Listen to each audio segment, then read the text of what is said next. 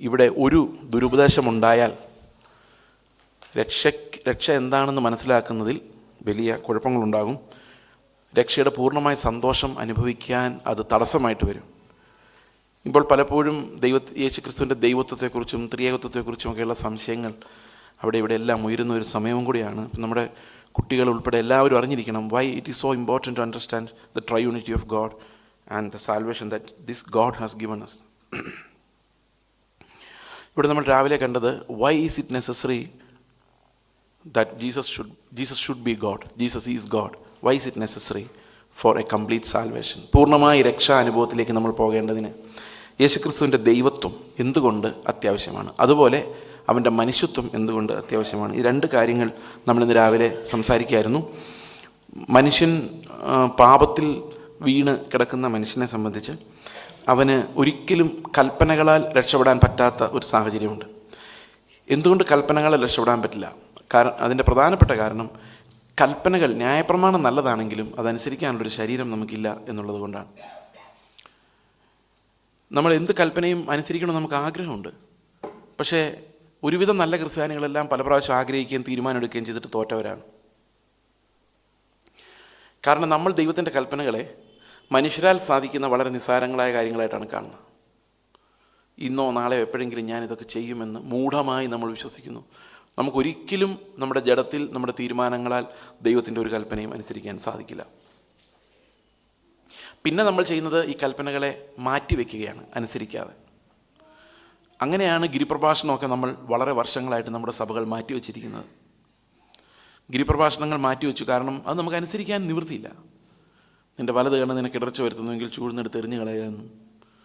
നിൻ്റെ ഒരു കാരണത്തടിച്ചാൽ മറ്റേ കാരണം കാണിച്ചുകൊണ്ട് ശത്രുക്കളെ സ്നേഹിക്കുക. പുതപ്പയോഗിക്കുന്നതിന് ഉടുപ്പ് കൊടുക്കുക. നിങ്ങളുടെ വീട്ടിലൊരു കല്യാണം നടന്നാൽ വഴിയിരിക്കുന്ന ഭിക്ഷക്കാരെ വിളിച്ച്, തിരിച്ചിങ്ങോട്ട് നന്ദി പറയാൻ പോലും പറ്റാത്ത ഭിക്ഷക്കാരെ വിളിച്ച് സദ്യ കൊടുക്കുക. ഇതെല്ലാം പറഞ്ഞ് ഒരു തരത്തിലും നമ്മൾ ആരും അനുസരിച്ചിട്ടില്ലാത്ത കുറേ കൽപ്പനകൾ. നമ്മൾ ക്രിസ്തുവിൻ്റെ കൽപ്പനകൾ നിങ്ങൾ വായിച്ച് ശ്രദ്ധിച്ചിട്ടുണ്ടോ? ഇതൊന്നും ഒരു മനുഷ്യനും അനുസരിച്ചിട്ടില്ല. ലോകത്തിൽ ക്രിസ്തു അല്ലാതെ വേറെ ആർക്കും അനുസരിക്കാൻ പറ്റാത്ത കൽപ്പനകൾ. പക്ഷെ നമ്മൾക്ക് രണ്ട് ഓപ്ഷനാണ്. ചില ആളുകൾ വിശ്വസിക്കുന്നു ദൈവം പറയുന്നതെല്ലാം നമുക്ക് അനുസരിക്കാൻ പറ്റും. വേറെ ചില ആൾക്കാർ ഒന്നും മിണ്ടുന്നില്ല, ഈ കൽപ്പനകളെല്ലാം മാറ്റി വെച്ചിട്ട് വേറെ പുതിയ കൽപ്പനകളെടുത്ത് നമ്മളങ്ങ് അനുസരിക്കുന്നു. ദൈവം ഒരിക്കലും പറയാത്ത എത്രയോ കൽപ്പനകൾ നമ്മൾ അനുസരിച്ച്, ക്രിസ്തു ഒരിക്കലും മിണ്ടാത്ത എത്രയോ കാര്യങ്ങൾ നമ്മൾ അനുസരിച്ച് നമ്മൾ സ്വയം വിശുദ്ധരായിട്ട് മാറിയിട്ടുണ്ട്. നിങ്ങൾ ഒരുപക്ഷെ നോക്കിയാൽ നമ്മൾ വിചാരിക്കും അങ്ങനെ തന്നെയായിരുന്നു പരീശന്മാരുടെ പ്രശ്നം. പരീശന്മാർ ദൈവത്തിൻ്റെ കൽപ്പനകൾ നോക്കിയപ്പോൾ ഭയങ്കര വെയിറ്റാണ്. അതങ്ങ് മാറ്റി വെച്ചിട്ട് സ്വന്തമേ കുറേ കൽപ്പനകളുണ്ടാക്കി. അവർ ദൈവത്തിൻ്റെ നീതി അറിയാതെ സ്വന്തം നീതി സ്ഥാപിച്ചു. ആ ദൈവത്തിൻ്റെ നീതിയെക്കുറിച്ചുള്ള പരിജ്ഞാനം എപ്പോൾ നഷ്ടപ്പെടുന്നോ അപ്പോൾ സ്വന്തം നീതിയുടെ സ്ഥാപനം ആരംഭിക്കും.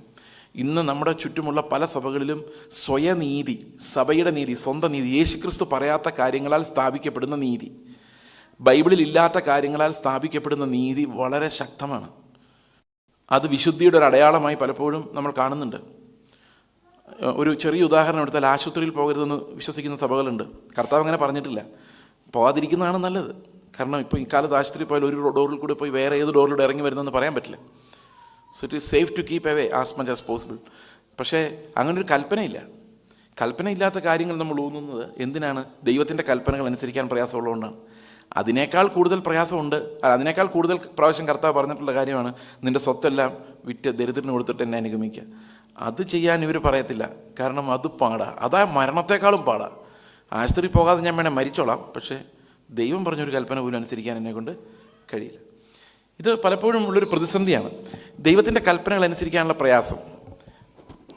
കർത്താവ് ധനവാനായ മനുഷ്യനോട് പറഞ്ഞു, യങ് റിച്ച് റൂളറിനോട് പറഞ്ഞൊരു കാര്യം എന്താണെന്നറിയാം? നിനക്കൊരു കുറവുണ്ട്, നിനക്കുള്ളതെല്ലാം ദരിദ്രന് കൊടുത്തിട്ട് എന്നെ അനുഗമിക്കും. ഇത് നമുക്ക് ഈ തിയോളജിയന്മാരുടെ ആവശ്യം എന്താണെന്ന് വെച്ച് കഴിഞ്ഞാൽ എങ്ങനെ അനുസരിക്കാതിരിക്കാം എന്ന് കണ്ടെത്താൻ വേണ്ടിയാണ്. വ്യാഖ്യാതാക്കൾ അതിനു വേണ്ടിയാണ് ബൈബിൾ വ്യാഖ്യാനിക്കുന്നത്. ഇതെങ്ങനെ വ്യാഖ്യാനിച്ചേക്കുന്നത് കേട്ടാൽ നിങ്ങൾ ഒരുപക്ഷെ ഞെട്ടു. പക്ഷെ നിങ്ങൾ കേട്ടിട്ടുണ്ടാവില്ല. യെരുശലേം ദേവാലയത്തിന് മുമ്പിൽ കർത്താവ് പറഞ്ഞു, ഒട്ടകം സൂചിക്കുഴലിലൂടെ കിടക്കുന്നതിനേക്കാളും പ്രയാസമാണ് ധനവാൻ ദൈവരാജ്യത്തിൽ കിടക്കാൻ. അപ്പോൾ വ്യാഖ്യാതാക്കൾ കണ്ടുപിടിച്ച എന്താണെന്ന് വെച്ച് കഴിഞ്ഞാൽ, യെരുശലേം ദേവാലയത്തിലേക്ക് പ്രവേശിക്കുന്ന ഒരു വാതിൽ സൂചിക്കുഴ എന്നായിരുന്നു അതിൻ്റെ പേര്. അതിൽ ഒട്ടകങ്ങൾക്ക് കയറണമെങ്കിൽ അതിൻ്റെ ലോഡെല്ലാം എടുത്ത് മാറ്റിയിട്ട് പ്രത്യേക സ്കില്ലുള്ളവർക്ക് മാത്രമേ ഒട്ടകത്തെ അതിലേക്ക് കടത്താൻ പറ്റുമായിരുന്നുള്ളൂ എന്ന് പറഞ്ഞാൽ അത്യാവശ്യം ധനവാന്മാരെ കയറ്റാവുന്ന രീതിയിൽ നമ്മളതിൻ്റെ കീ ഹോൾ വലുതാക്കി. പക്ഷെ ബൈബിളിൽ അതാണോ ഉദ്ദേശിച്ചത്? അല്ല. ഈ സൂചിക്കുഴ എന്ന് പേരുള്ള വാതിലൊക്കെ പുതിയ വ്യാഖ്യാതാക്കൾ കണ്ടുപിടിച്ചതാണ്. അങ്ങനൊരു സാധനമേ അവിടെയെങ്ങും ഇല്ല. എങ്ങനെ അനുസരിക്കാതിരിക്കാം? പക്ഷേ അനുസരിക്കാൻ പറ്റുകയില്ല എന്നുള്ളത് വേറൊരു കാര്യമാണ്. ഇനി അനുസരിച്ചാൽ അത് മഹാപ്രശ്നമായി മാറും എന്നുള്ളതാണ് അതിനേക്കാൾ വലിയ കാര്യം. കാരണം സ്വയനീതിയിൽ നമ്മൾ എന്തനുസരിച്ചാലും അത് നമുക്കൊരു കെണിയായിട്ടാണ് വരുന്നത്. ഉദാഹരണത്തിന് സ്വത്തെല്ലാം വിട്ടുകൊടുത്തെന്ന് വിചാരിച്ചോ, പിന്നെ അവൻ പ്രസംഗിക്കുന്ന മുഴുവൻ അതായിരിക്കും, അല്ലേ? ഒരു സൽപ്രവൃത്തി ചെയ്താൽ പിന്നെ അതിൻ്റെ ട്രംപറ്റടി തീരെയല്ല. അവൻ മാത്രമല്ല, അവൻ മാക്സിമം ആൾക്കാരെ കൊണ്ട് ട്രംപറ്റ് അടിപ്പിക്കും. ഇത് ഓരോ സൽപ്രവൃത്തിയും നമ്മളെ അഹങ്കാരികളാക്കിയാണ് മാറ്റുന്നത്. നിങ്ങൾ നോക്കിക്കേ, സൽപ്രവൃത്തികളാൽ മനുഷ്യനെ രക്ഷിക്കാൻ പറ്റാത്തതിൻ്റെ പ്രധാന കാരണം ഓരോ കൽപ്പനകൾ നമ്മൾ അനുസരിക്കുമ്പോഴും അതനുസരിക്കാത്തവരോടുള്ള പുച്ഛമാണ് നമ്മുടെ ജീവിതത്തെ നിയന്ത്രിക്കുന്നത്. അവരെക്കാൾ ഭേദമാണ് ഞാൻ എന്ന പരീശത്വമാണ് നമ്മളെ നിയന്ത്രിക്കുന്നത്. അതുകൊണ്ട് കൽപ്പനകളാൽ മനുഷ്യനെ രക്ഷിക്കുക എന്നുള്ളത് അസാധ്യമായിരുന്നു. അതുകൊണ്ടാണ് ന്യായപ്രമാണത്താൽ ഒരു ജഡവും നീതീകരിക്കപ്പെടുകയില്ല എന്ന് അസന്നിഗ്ധമായിട്ട് കർത്താവ് പറഞ്ഞത്. അന്ന് കർത്താവ് വരുമ്പോൾ സംഭവിച്ചൊരു പ്രധാനപ്പെട്ട കാര്യം, 2 തരം ജനങ്ങളെ ആകെ ഉണ്ടായിരുന്നുള്ളൂ. ഒന്ന് നീതിമാന്മാരെന്ന് വിചാരിച്ചവരും, മറ്റൊന്ന് പാപികളെന്ന് തിരിച്ചറിഞ്ഞവരും. 2 ഗ്രൂപ്പേ ഉണ്ടായിരുന്നുള്ളൂ. ഇവരാരും ദൈവത്തിൻ്റെ സന്നിധിയിൽ നീതിമാന്മാരായിരുന്നില്ല. നീതി പ്രവൃത്തികൾ ചെയ്തവരെല്ലാം സ്വയനീതിക്കാരായി അവർ മറ്റു സഭക്കാരെ നോക്കി പറഞ്ഞു, ഞങ്ങൾ ചെയ്യുന്ന പോലെ ഒന്നും ചെയ്യാത്തവർ, ഞങ്ങളിൽ നിന്ന് വ്യത്യസ്തരായവർ, അവർ ദൈവത്തിന് വെളിയിലുള്ളവർ, ഞങ്ങളകത്തുള്ളവർ. പക്ഷേ ഞങ്ങളകത്തുള്ളവർ എന്ന് പറയുമ്പോഴും നമ്മളൊരു കൽപ്പന അനുസരിച്ചിട്ടില്ല. നമ്മൾ അവൻ്റെ മുൻപിൽ അനുസരിക്കുന്നതായി അഭിനയിച്ചിട്ടേ ഉള്ളൂ. നമ്മൾ ദൈവത്തിന് മുമ്പിൽ നമ്മൾ സ്ഥാപിച്ച നീതികൾ വെച്ച് എന്തൊക്കെയോ അനുസരിച്ചിട്ട് ദൈവത്തോട് അതിൻ്റെ പേരിൽ വിലപേശിയിട്ടേ ഉള്ളൂ. ഇത്രയും നാളായിട്ട് ഞാൻ വിശ്വാസത്തിലല്ലേ ദൈവമേ, നീ അവനെ അനുഗ്രഹിച്ച പോലെ എന്നെ അനുഗ്രഹിക്കാത്തെന്ന് ചോദിക്കുന്ന വിലപേശലുകളെ നമ്മൾ നടത്തിയിട്ടുള്ളൂ. ഇതിൻ്റെ എല്ലാ പ്രശ്നം റോമാലേഖനം 7-ാം അധ്യായത്തിൽ പൗലോസ് അത് കൺക്ലൂഡ് ചെയ്യുന്നത് ഇങ്ങനെയാണ്. അത് നമ്മൾ അറിഞ്ഞിരിക്കേണ്ട, വളരെ പ്രധാനമായി പഠിച്ചിരിക്കേണ്ട ഒരു കാര്യമാണ്. റോമാലേഖനം 7-ഉം 8-ഉം. 7-ാം അധ്യായം ഒരു ഞരക്കത്തിൻ്റെ അധ്യായമാണ്. 7-ാം അധ്യായത്തെക്കുറിച്ച് പലരും പറഞ്ഞു. ഞാൻ അതിനെക്കുറിച്ച് വിശദീകരിക്കുന്നില്ല. ഇതിനെക്കുറിച്ച് വിശദമായ പ്രസംഗങ്ങൾ നിങ്ങൾക്ക് യൂട്യൂബിൽ വേറെ ഉണ്ട്. ഞാൻ തന്നെ നേരത്തെ അങ്ങനെ റെക്കോർഡ് ആയിട്ടുണ്ട്. അതുകൊണ്ട് ഇനി ഇത് വിശദീകരിക്കുന്നില്ല. പക്ഷേ അതിൻ്റെ ഒരു പ്രധാന കാര്യം നമ്മൾ മനസ്സിലാക്കേണ്ടത്, അവിടെ പൗലോസ് പറയുന്നത് പൗലോസിൻ്റെ ജീവിതത്തെക്കുറിച്ചല്ല. അത് നമ്മുടെ ഒരു തെറ്റിദ്ധാരണയാണ്. നമ്മൾ വിചാരിക്കുന്നത് പൗലോസ് രക്ഷിക്കപ്പെടുന്നതിന് മുമ്പുള്ള ചരിത്രമാണ് അത്. വേറെ ചിലർ പറയുന്നത് പൗലോസ് രക്ഷിക്കപ്പെട്ട ശേഷവും പാപത്തോടുള്ള യുദ്ധം തുടർന്നു, അതുകൊണ്ടാണ്. എന്നാൽ അത് രണ്ടുമല്ല. അത് ശരിക്കും നിയമം കൊണ്ട് എന്തുകൊണ്ട് മനുഷ്യൻ രക്ഷപ്പെടില്ല എന്നുള്ളതിൻ്റെ ഒരു എക്സ്പ്ലനേഷനാണ്. 7-ാം അധ്യായം മുഴുവൻ പറയുന്നത് why the law cannot save us. അതിൻ്റെ കാരണം, നിയമം നല്ലതാണ്, ദൈവം കൊടുത്തതാണ്, പക്ഷേ നിയമം അനുസരിക്കാനുള്ള ശരീരം നമുക്കില്ല.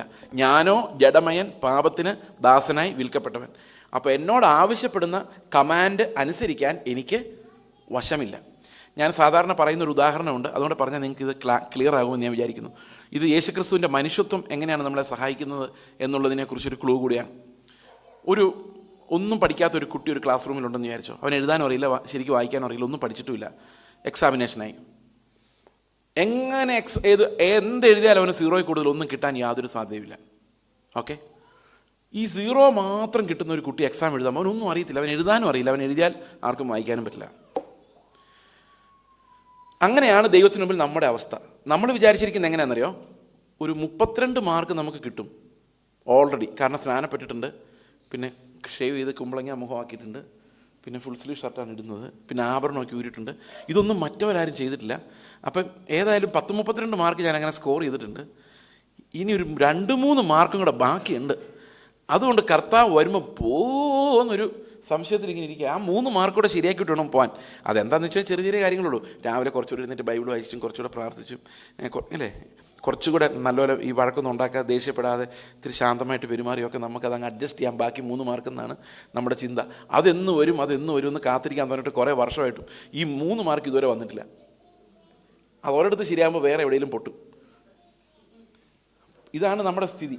എന്നിട്ട് പ്രവാചകന്മാർ വന്നിട്ട് പറയും, വിടേണ്ടതിനെ വിട്, ചേരേണ്ടടുത്ത് ചേര്, അത് ചെയ്യ്, ഇത് ചെയ്യ്, നീ രക്ഷപ്പെടും. ഇതെല്ലാം കൊണ്ട് എത്തിക്കുന്ന എവിടെയാണെന്ന് വെച്ച് കഴിഞ്ഞാൽ ഈ നമുക്ക് എന്തൊക്കെയോ മാർക്ക്, നീ രാത്രിയുടെ യാമങ്ങളിലിരുന്ന് കരയുന്ന ഞാൻ കണ്ടു, നീ അത് ചെയ്ത് നീ ദൈവത്തിന് വേണ്ടി അധ്വാനിച്ചെന്നൊക്കെ പറയുമ്പോൾ നമ്മൾ വിചാരിക്കും ഇതൊക്കെ ദൈവം ഇങ്ങനെ അക്കൗണ്ട് ചെയ്ത് മാർക്കിട്ട് വെച്ചിരിക്കുമെന്ന്. പക്ഷെ അവസാനം പ്രോഗ്രസ് റിപ്പോർട്ട് വായിക്കുമ്പോഴാണ്, നിയമം വെച്ചിട്ട് വായിക്കുമ്പോഴാണ് മനസ്സിലാകുന്നത് ദൈവത്തെ സ്നേഹിച്ചതും അടുത്തിരുന്നവനെ സ്നേഹിച്ചതും വെച്ചാൽ മാർക്ക്. അവിടെ എല്ലാത്തിനകത്ത് 0 ആണെന്നുള്ള കാര്യം നമ്മൾ അന്നേരം മനസ്സിലാകുന്നത്. അയ്യോ കർത്താവേ എന്നല്ലാതെ ഒരു പ്രതികരണവും ദൈവത്തെ കണ്ടിട്ടുള്ള ആർക്കും ഒരിക്കലും ഉണ്ടായിട്ടില്ല. ദൈവത്തെ കണ്ടിട്ടുള്ള പത്രോസ് ഒരു തീരുമാനം എടുത്തുകൊണ്ടല്ല പോയത്, എന്നെ വിട്ടു പോകുമെന്ന് പറഞ്ഞ് നിലവിളിച്ചുകൊണ്ടാണ് പോയത്. കാരണം കർത്താവിന് അടുത്തോട്ട് ചെല്ലുന്തോറും ആ പാപത്തിൻ്റെ, നിങ്ങൾ ദൈവത്തെ കണ്ടിട്ടുണ്ടെങ്കിൽ അതിൻ്റെ ഏറ്റവും വലിയ എവിഡൻസ് അല്ലെങ്കിൽ അതിൻ്റെ തെളിവെന്ന് പറയുന്നത് നിങ്ങൾക്ക് നിങ്ങളുടെ പാപങ്ങളെക്കുറിച്ച് വളരെ ആഴമായൊരു അറിവുണ്ടെന്നുള്ളതാണ്. അതില്ലെങ്കിൽ നിങ്ങൾ ദൈവത്തെ ഒരിക്കലും കണ്ടിട്ടില്ല. നിങ്ങൾ ദൈവത്തെ അല്ല കണ്ടിരിക്കുന്നത്. നിങ്ങൾ നിങ്ങളുടെ ആവശ്യങ്ങൾ നടത്തുന്ന നിങ്ങളുടെ ഒരു പ്രതിപുരുഷനെ, ഒരു കണ്ണാടിയിലുള്ളൊരു സൂപ്പർമാനെ കണ്ടിരിക്കുന്നത്. നിങ്ങളുടെ അതേ ആഗ്രഹങ്ങളുള്ള, നിങ്ങളുടെ അയൽവക്കക്കാരെ നിങ്ങൾ കാണുന്ന അതേ കണ്ണോടെ നോക്കുന്ന, നിങ്ങളുടെ മക്കളുടെ ഭാവിയെക്കുറിച്ച് നിങ്ങൾക്കുള്ള അതേ സ്വപ്നങ്ങളുള്ള, നിങ്ങൾ പ്രാർത്ഥിക്കുന്ന അതേ വിഷയങ്ങൾ ഹൃദയത്തിൽ സൂക്ഷിക്കുന്ന, നിങ്ങളുടെ അതേ സ്വഭാവമുള്ള, എന്നാൽ നിങ്ങളെക്കാൾ ശക്തിയുള്ള ഒരാളെയാണ് നിങ്ങൾ കണ്ടിരിക്കുന്നത്. ഞാൻ പറയുന്നത് നിങ്ങൾക്ക് മനസ്സിലായെന്നുണ്ടെന്ന് ഞാൻ വിചാരിക്കുന്നു. നമ്മൾ കണ്ടെത്തുന്ന ദൈവം മിക്കവാറും നമ്മൾ തന്നെയാണ്. ദൈവത്തെ വെളിപ്പെടുത്താനോ ദൈവത്തെ അന്വേഷിക്കുവാനോ നമുക്ക് ബുദ്ധി കൊണ്ട് സാധിക്കില്ല, നമ്മുടെ വികാരങ്ങൾ കൊണ്ട് സാധിക്കില്ല, നമ്മുടെ അന്വേഷണങ്ങൾ കൊണ്ട് സാധിക്കില്ല. അതുകൊണ്ടാണ് ബൈബിൾ പറയുന്നത് ദൈവത്തെ അന്വേഷിക്കുന്നവനില്ല, നീതിമാൻ ആരുമില്ല. നിയമമുണ്ട്, പക്ഷെ നീതിമാൻ ആരുമില്ല. അപ്പോൾ രക്ഷയുടെ അടുത്തേക്ക് നമ്മൾ ചെല്ലണമെങ്കിൽ നമ്മുടെ കഴിവിനാൽ സാധിക്കില്ല. കാരണം നമ്മുടെ ശരീരത്തിൽ അത് നടക്കില്ല. നമ്മുടെ ശരീരം ഇൻകേപ്പബിളാണ്, അത് റെൻഡർ ചെയ്യാൻ പറ്റില്ല. ദൈവം ആവശ്യപ്പെട്ടിരിക്കുന്ന കാര്യങ്ങൾ ചെയ്തു തീർക്കാൻ പറ്റത്തില്ല. നമ്മൾ ബലഹീനരാണ്. ബലഹീനരായ മനുഷ്യരെ അന്വേഷിച്ച് വരുന്നതാണ് ദൈവത്തിൻ്റെ കൃപ. ബലഹീനരായ മനുഷ്യരെ, പാപബോധമുള്ള മനുഷ്യരെ. നമ്മൾ പത്രോസിൻ്റെ മീൻപിടുത്തത്തിൻ്റെ പ്രസംഗം എങ്ങനെ പോകുന്നതെന്നറിയാം. മിക്കവാറും പത്രോസിൻ്റെ മീൻപിടുത്തത്തിൻ്റെ പ്രസംഗം പോകുന്നത് രാത്രി മുഴുവൻ അലഞ്ഞു തിരിഞ്ഞൊരു മീനും കിട്ടിയില്ല. പിറ്റേ ദിവസം കർത്താവിൻ്റെ പടകിൽ വന്നു, ആഴത്തിലേക്ക് നീക്കി വല വീശാൻ പറഞ്ഞു. ഭയങ്കര പെരുത്ത മീൻ കൂട്ടം അവൻ്റെ വലയിൽ കയറി. അതുകൊണ്ട് നിങ്ങളുടെ പടകിലും യേശു ഉണ്ടെങ്കിൽ നിങ്ങളുടെ മീൻപിടുത്തം. അതാണ് നമ്മുടെ പ്രസംഗം. നമ്മൾ കർത്താവിനോട് പറയുകയും ചെയ്തേനെ, നാളെ മരണേ കർത്താവേ, ഞാൻ ഇതുവരെ മീൻ പിടിച്ചിട്ട് ശരിയായില്ല, ഇപ്പം നീ വന്നപ്പോഴാണ് കറക്റ്റായത്. എൻ്റെ ബിസിനസ് എല്ലാം പൊളിഞ്ഞ് നാശമായിരിക്കുമായിരുന്നു. കർത്താവേ, നീ എൻ്റെ ബിസിനസ്സിലേക്ക് എപ്പോൾ ഇറങ്ങി വന്നോ അന്ന് തൊട്ട് പൈസ കിട്ടി തുടങ്ങി. മറ്റുള്ളവരോട് നമ്മൾ പറയുന്ന സുവിശേഷം അതാണ്, നീയൊക്കെ ഗതി പിടിക്കാൻ നടക്കുന്നു, യേശു നിൻ്റെ പടകിലില്ലാത്തതുകൊണ്ടാണ്. ഇതിലപ്പുറം ഒരു സുവിശേഷം ഒന്നും നാട്ടുകാരോട് പറയുന്നില്ല നമ്മൾ. പക്ഷെ അവിടെ ദൈവത്തെ നേരെ കണ്ടിട്ടുണ്ടെങ്കിൽ ഇയ്യോബായാലും പിശാച് പോലും ഒരു കുറ്റം കണ്ടെത്താത്ത, പിശാച് നോക്കിയിട്ട് പോലും, സാത്താൻ നോക്കിയിട്ട് പോലും ഒരു കുറ്റം കണ്ടുപിടിക്കാൻ പറ്റാത്ത ഇയ്യോബും ദൈവത്തെ കണ്ടപ്പോൾ വിറച്ചുപോയി. ദൈവത്തെ നോക്കിയിട്ട് പറയും, ഞാൻ നിന്നെക്കുറിച്ചൊരു കേൾവി മാത്രമേ കേട്ടിരുന്നുള്ളൂ, ഇപ്പോൾ എൻ്റെ കണ്ണാൽ ഞാൻ നിന്നെ കാണുന്നു. അതുകൊണ്ട് ഞാൻ എന്നെ തന്നെ വെറുത്ത് പൊടിയിലും ചാരത്തിലും കിടന്ന് അനുതപിക്കുന്നു.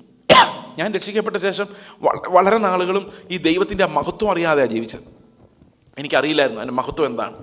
ഞാൻ ദൈവത്തെക്കുറിച്ചുള്ള കേൾവികളായിരുന്നു. അവൻ വായിച്ചത്, അവൻ എഴുതിയത്, ആ കമൻട്രി, ഈ കമൻട്രി, ഇത് വായിച്ച് പ്രസംഗങ്ങൾ അങ്ങനെ ഉണ്ടാക്കി ഞാൻ കേൾവിയിൽ ജീവിച്ചിരുന്നു. പക്ഷേ ദൈവത്തെ ഒരു നാൾ കണ്ടപ്പോൾ എനിക്ക് മനസ്സിലായി, എനിക്ക് രക്ഷപ്പെടാൻ പറ്റാത്തൊരു കുഴിയിലാണ്. രക്ഷകൻ എൻ്റെ കൈ പിടിച്ചില്ലെങ്കിൽ ഞാൻ എങ്ങും എത്തില്ല എന്നുള്ളൊരു കാര്യം മനസ്സിലായി. അവിടെ ഈ സീറോ കിട്ടിയ കുട്ടിയെ പോലെ ഒന്നും കൗണ്ട് ചെയ്യാനില്ലാത്തവനായ ഒരു ദിവസം ഞാൻ ദൈവത്തിന് മുമ്പിൽ നിന്നു. കർത്താവെ, ഞാൻ ചെയ്ത എല്ലാ പ്രവൃത്തികളും മാംസവും ജീവൻ ഉണ്ടാക്കാൻ കഴിയാത്തതുമാണ്. മാംസം ഒന്നിനും ഉപകരിക്കുന്നില്ല. ഇപ്പോൾ 0 ആയി. നമുക്ക് എപ്പോൾ 0 ആകുന്നോ അപ്പം മാത്രമേ നമുക്കൊരു പകരക്കാരനെ ആവശ്യമുള്ളൂ. അതല്ലെങ്കിൽ നമുക്ക് മാനേജ് ചെയ്യാമെന്നാണ് നമ്മളിപ്പോഴും ചിന്തിക്കുന്നത്. കുറച്ച് ദേഷ്യം ഉണ്ട് എനിക്ക്, ഞാൻ മാനേജ് ചെയ്തോളാം, ഞാൻ 2 ദിവസം ഉപവാസം അതും ശരിയാവുമായിരിക്കും.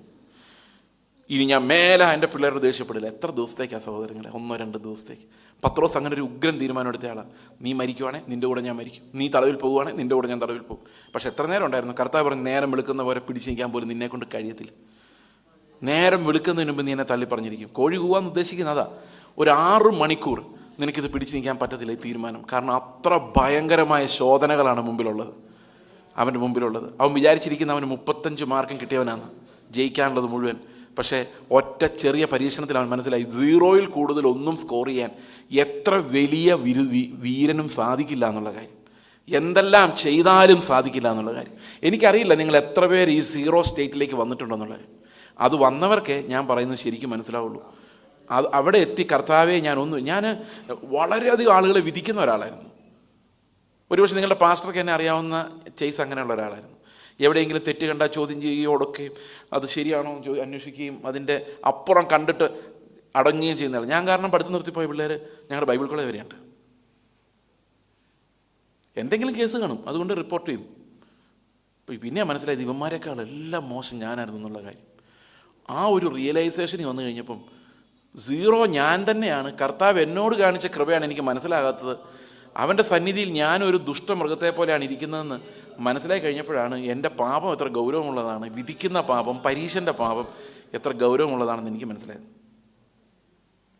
അപ്പോൾ ഇവിടെ ഈ 0 മാർക്ക് കിട്ടിയവന് കിട്ടുന്ന ഒരു സദ്വാർത്തയാണ് സുവിശേഷം. അവൻ എന്ത് നല്ല വാർത്തയാണ് നമുക്ക് കൊടുക്കാൻ പറ്റുന്നത്? എക്സാം ഈസ് അപ്രോച്ചിങ്, അല്ലേ? എക്സാം അടുത്ത് വരുമ്പം 0 മാർക്ക് കിട്ടാൻ മാത്രം വകുപ്പുള്ള ഒരു ഒരു ഒരു ഒരു ഒരു കുട്ടിക്ക് എന്ത് നല്ല വാർത്തയാണ് നമുക്ക് കൊടുക്കാൻ പറ്റുന്നത്? നിങ്ങളൊരു ടീച്ചറാണെന്ന് സങ്കല്പിച്ചോ. നിങ്ങളുടെ ക്ലാസ്സിൽ ഇങ്ങനെ ഒരു സ്റ്റുഡൻ്റ് ഉണ്ടെന്ന് വിചാരിച്ചോ. എന്തെഴുതിയാലും ഒന്നും വായിക്കാൻ പറ്റാത്ത ഒരു പേപ്പർ, അവൻ എപ്പോഴും അതാണ് പ്രൊഡ്യൂസ് ചെയ്യുന്നത്. ഇതിന് 35 മാർക്ക് കിട്ടിയാലേ ജയിക്കാൻ പറ്റുള്ളൂ. നിങ്ങൾക്കൊരു സദ്വാർത്ത, ഒരു നല്ല വാർത്ത, ഒരു സുവിശേഷം അവനോട് പറയാൻ പറ്റുമോ? ഞാനിതൊരു ചെറിയ ഡ്രാമയായിട്ട് നിങ്ങളുടെ മുമ്പിൽ പറയാം. ആ ടീച്ചർ വന്ന് അവനോട് ഇങ്ങനെ പറയാം, മോനെ നിനക്കൊരു നല്ല വാർത്ത ഞാൻ പറയാം. എന്താ ടീച്ചർ? ഈ പ്രാവശ്യം എക്സാമിനേഷന് ക്വസ്റ്റ്യൻ ഇടുന്നത് ഞാനാണ്. അപ്പോൾ അവന് ഭയങ്കര സന്തോഷമായി. അവൻ പറഞ്ഞു, ടീച്ചറെ ഒരു 35 മാർക്ക് ഇടാനുള്ള ക്വസ്റ്റ്യൻ എനിക്ക് പറഞ്ഞു തന്നാൽ ഞാൻ എഴുതിക്കോളാം. ടീച്ചർ പറഞ്ഞു, 35 മാർക്കിൻ്റെ ക്വസ്റ്റ്യൻ പേപ്പർ മുഴുവൻ നിൻ്റെ തന്നാലും നിനക്കൊന്നും എഴുതാൻ പറ്റില്ല. കാരണം നമുക്ക് ചോദ്യങ്ങളൊക്കെ ഓൾറെഡി അറിയാം. സ്നേഹിക്കണം എന്നറിയാം, ക്ഷമിക്കണം എന്നറിയാം, കരുണ കാണിക്കണം എന്നറിയാം, 2 ഉടുപ്പുള്ളവന് ഇല്ലാത്തവന് കൊടുക്കട്ടെ എന്നറിയാം. ചെയ്യാൻ പറ്റില്ല എന്നുള്ളതേ ഉള്ളൂ, എഴുതാൻ അറിയത്തില്ല.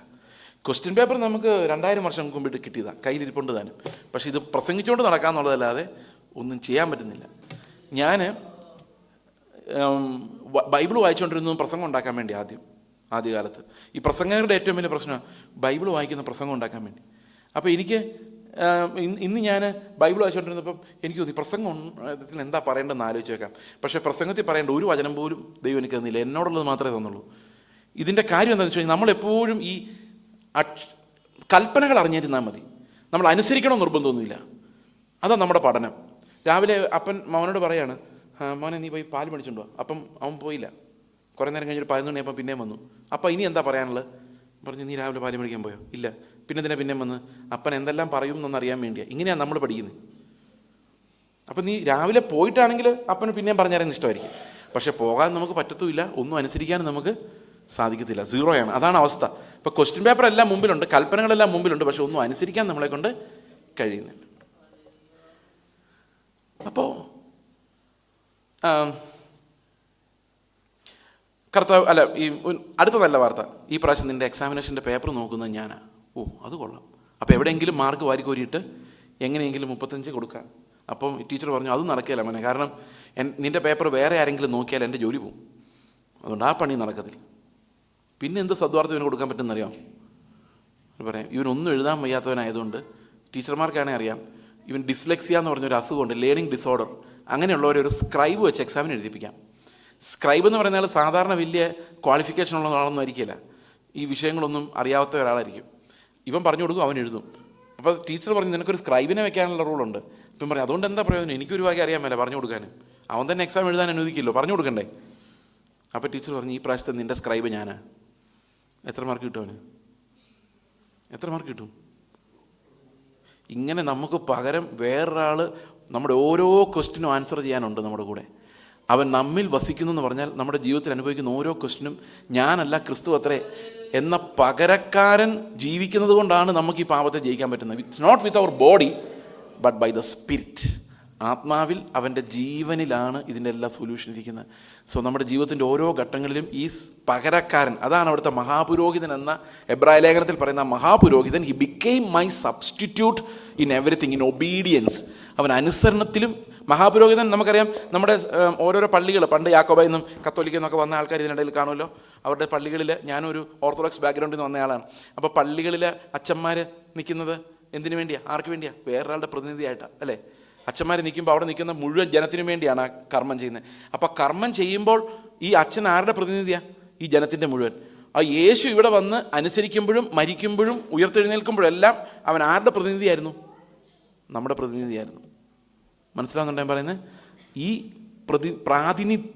പ്രാതിനിധ്യം വഹിക്കുന്ന പൗരോഹിത്യമാണ് നമ്മളെ രക്ഷിച്ചത്. ഓക്കെ, അതുകൊണ്ട് തന്നെ യേശുവിൻ്റെ ദൈവത്വവും മനുഷ്യത്വവും വളരെ പ്രസക്തമാണ്. നമ്മൾ രാവിലെ കണ്ട പ്രധാനപ്പെട്ട കാര്യം എന്ന് പറയുന്നത്, യേശു ദൈവമാണെങ്കിൽ മാത്രമേ നമുക്ക് അവനെ ആരാധിക്കാൻ സാധിക്കുകയുള്ളൂ. രക്ഷയുടെ ഏറ്റവും വലിയ ക്ലൈമാക്സ് എന്താണെന്നറിയോ? അവസാന കാലത്ത് കൃപയുടെ മഹത്വം വെളിപ്പെടുമ്പോൾ ദൂതന്മാരും രക്ഷിക്കപ്പെട്ടവരും എല്ലാവരും കുഞ്ഞാടിൻ്റെ മുൻപിൽ വണങ്ങി അവൻ മഹത്വവും ബലവും ബഹുമാനവും സ്തുതിയും സ്വീകരിപ്പാൻ യോഗ്യൻ എന്ന് ആർത്ത് വിളിക്കുന്ന ഒരു ആരാധനയുടെ ദിവസമുണ്ട്. അന്ന് ആരാധന സ്വീകരിക്കുന്ന ഈ കുഞ്ഞാടാ.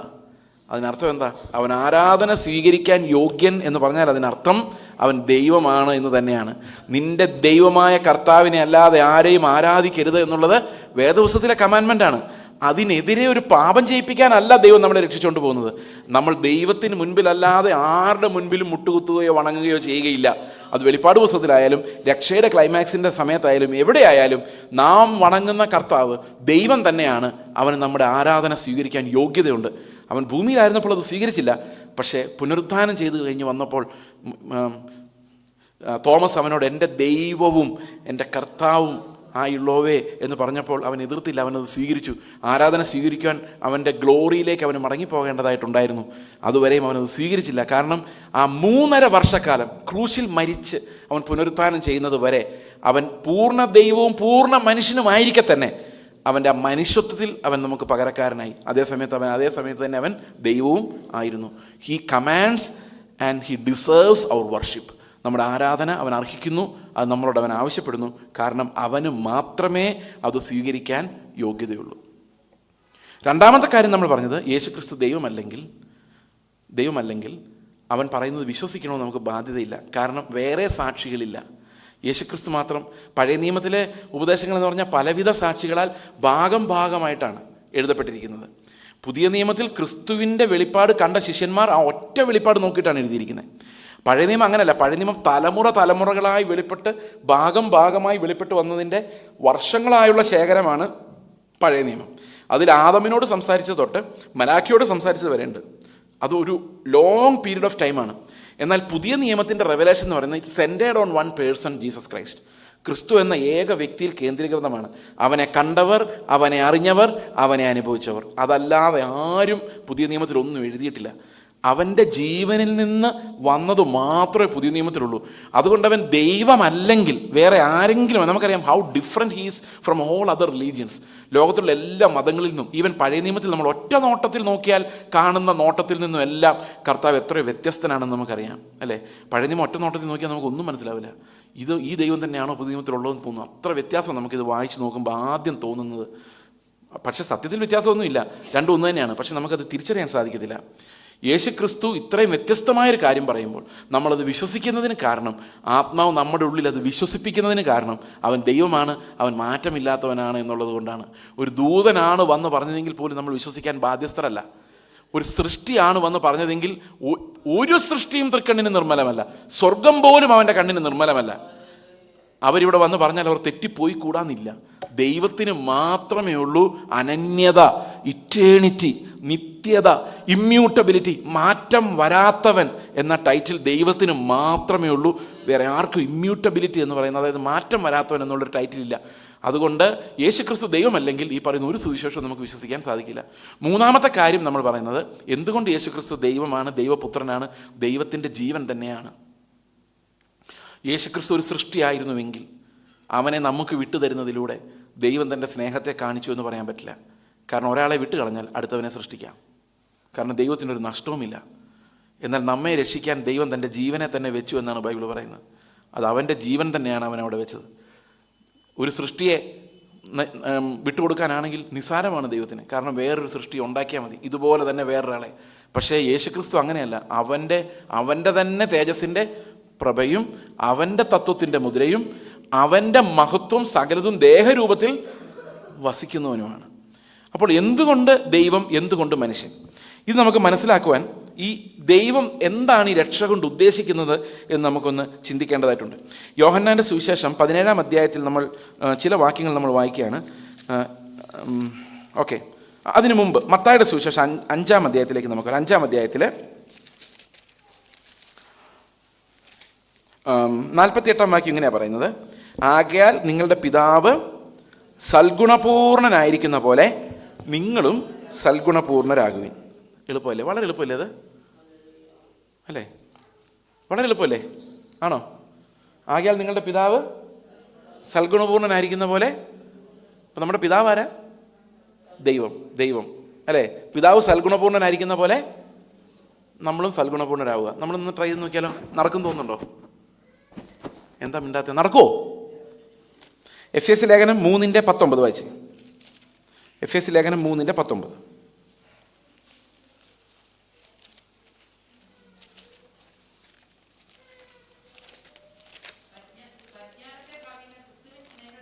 അടുത്ത വാക്യം. ദൈവത്തിൻ്റെ എല്ലാ നിറവിനാലും നിറഞ്ഞു വരികയും വേണം. ആരുടെ നിറവിനാൽ? ദൈവത്തിൻ്റെ എല്ലാ നിറവിനാൽ. അടുത്ത വാക്യം വായിച്ചേ. ചോദിക്കുന്നതിലും നനയ്ക്കുന്നതിലും അത്യന്തം പരമായി ചെയ്യുവാൻ നമ്മിൽ വ്യാപരിക്കുന്ന ശക്തിയാൽ കഴിയുന്നവൻ. അപ്പോൾ അവിടെ പറഞ്ഞിരിക്കുന്ന പ്രാർത്ഥന ചോദിക്കുന്നത് എന്താ? ചോദിക്കുന്നതിന് നനയ്ക്കുന്നതിൽ അത്യന്തം പരമായി ദൈവം ചെയ്യും. എന്താ ചോദിക്കുന്നത്?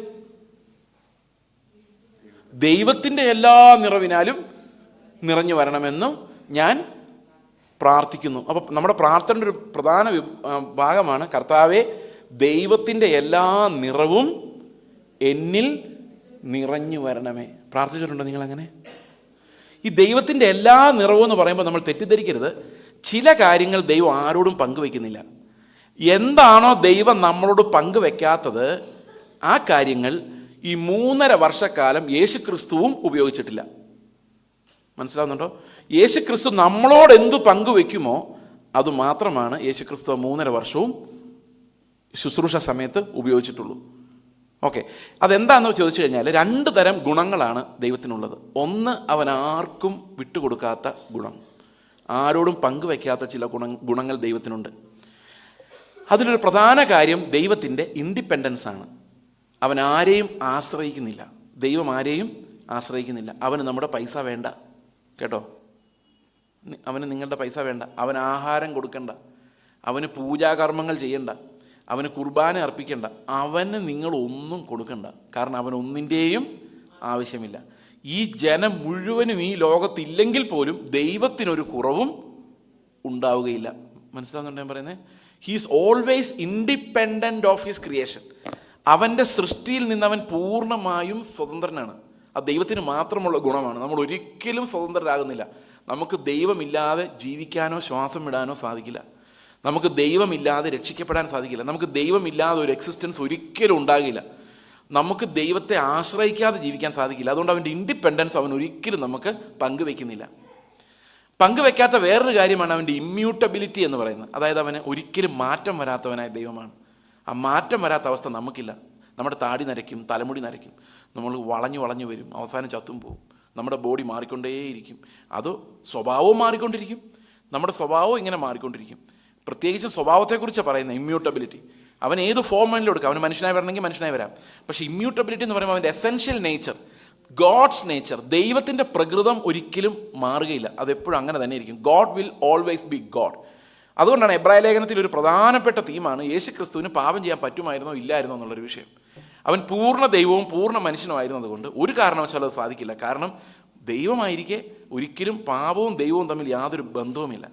മനുഷ്യന് വേണേൽ പാപം ചെയ്യാതിരിക്കാം, നമ്മൾ നമ്മുടെ നിത്യതയിൽ പാപം ചെയ്യാതിരിക്കും. പക്ഷേ ദൈവത്തിനൊരിക്കലും പാപം ചെയ്യാൻ സാധിക്കില്ല. അതുകൊണ്ട് പൂർണ്ണ ദൈവവും പൂർണ്ണ മനുഷ്യനുമായിരിക്കുന്ന യേശുക്രിസ്തുവിന് ഒരിക്കലും പാപം ചെയ്യാൻ സാധിക്കുമായിരുന്നില്ല. അപ്പോൾ ഇവിടെ നമ്മൾ മനസ്സിലാക്കേണ്ട ഒരു പ്രധാനപ്പെട്ട കാര്യം, യേശുക്രിസ്തുവിൻ്റെ ദൈവത്വം, ഈ ദൈവത്വം നമ്മൾ അനുഭവിക്കണം എന്ന് ദൈവം ആഗ്രഹിക്കുന്നു. ദൈവത്തിൻ്റെ എല്ലാ ഗുണങ്ങളുമല്ല, അവൻ നമ്മളിലേക്ക് പകരുന്ന ഗുണങ്ങൾ, സ്നേഹം, കരുണ, വിശ്വസ്തത, അല്ലേ, ഇതെല്ലാത്തിൻ്റെ ഒരു പങ്ക് ദൈവം നമുക്ക് നൽകുന്നുണ്ട്. അത് നൽകാൻ ദൈവം തന്നെയാണ് ഈ ഭൂമിയിലേക്ക് ഇറങ്ങി വരുന്നത്. യോഹന്നാൻ്റെ സുവിശേഷം 17-ാം അധ്യായത്തിൽ യേശുക്രിസ്തു വളരെ വ്യക്തമായിട്ട് പറയുന്നുണ്ട്. നമുക്കൊന്ന് വായിച്ചു നോക്കാം എന്താണ് യേശു കർത്താവ് നമുക്ക് പകരുന്നതെന്നുള്ള കാര്യം. 17-ാം അധ്യായം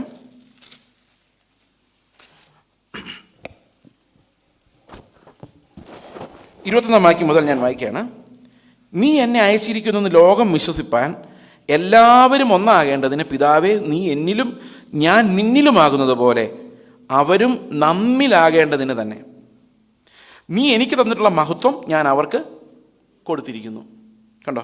അപ്പോൾ ഓൾറെഡി ഉണ്ടായിരുന്ന മഹത്വം നമ്മൾ 5-ാം വാക്യത്തിൽ രാവിലെ എന്താ വായിച്ചത്? 5-ാം വാക്യം വായിച്ച 17-ന്റെ 5. ലോകമുണ്ടാകും മുമ്പേ നിന്റെ അടുക്കൽ ഉണ്ടായിരുന്ന മഹത്വത്തിലേക്ക്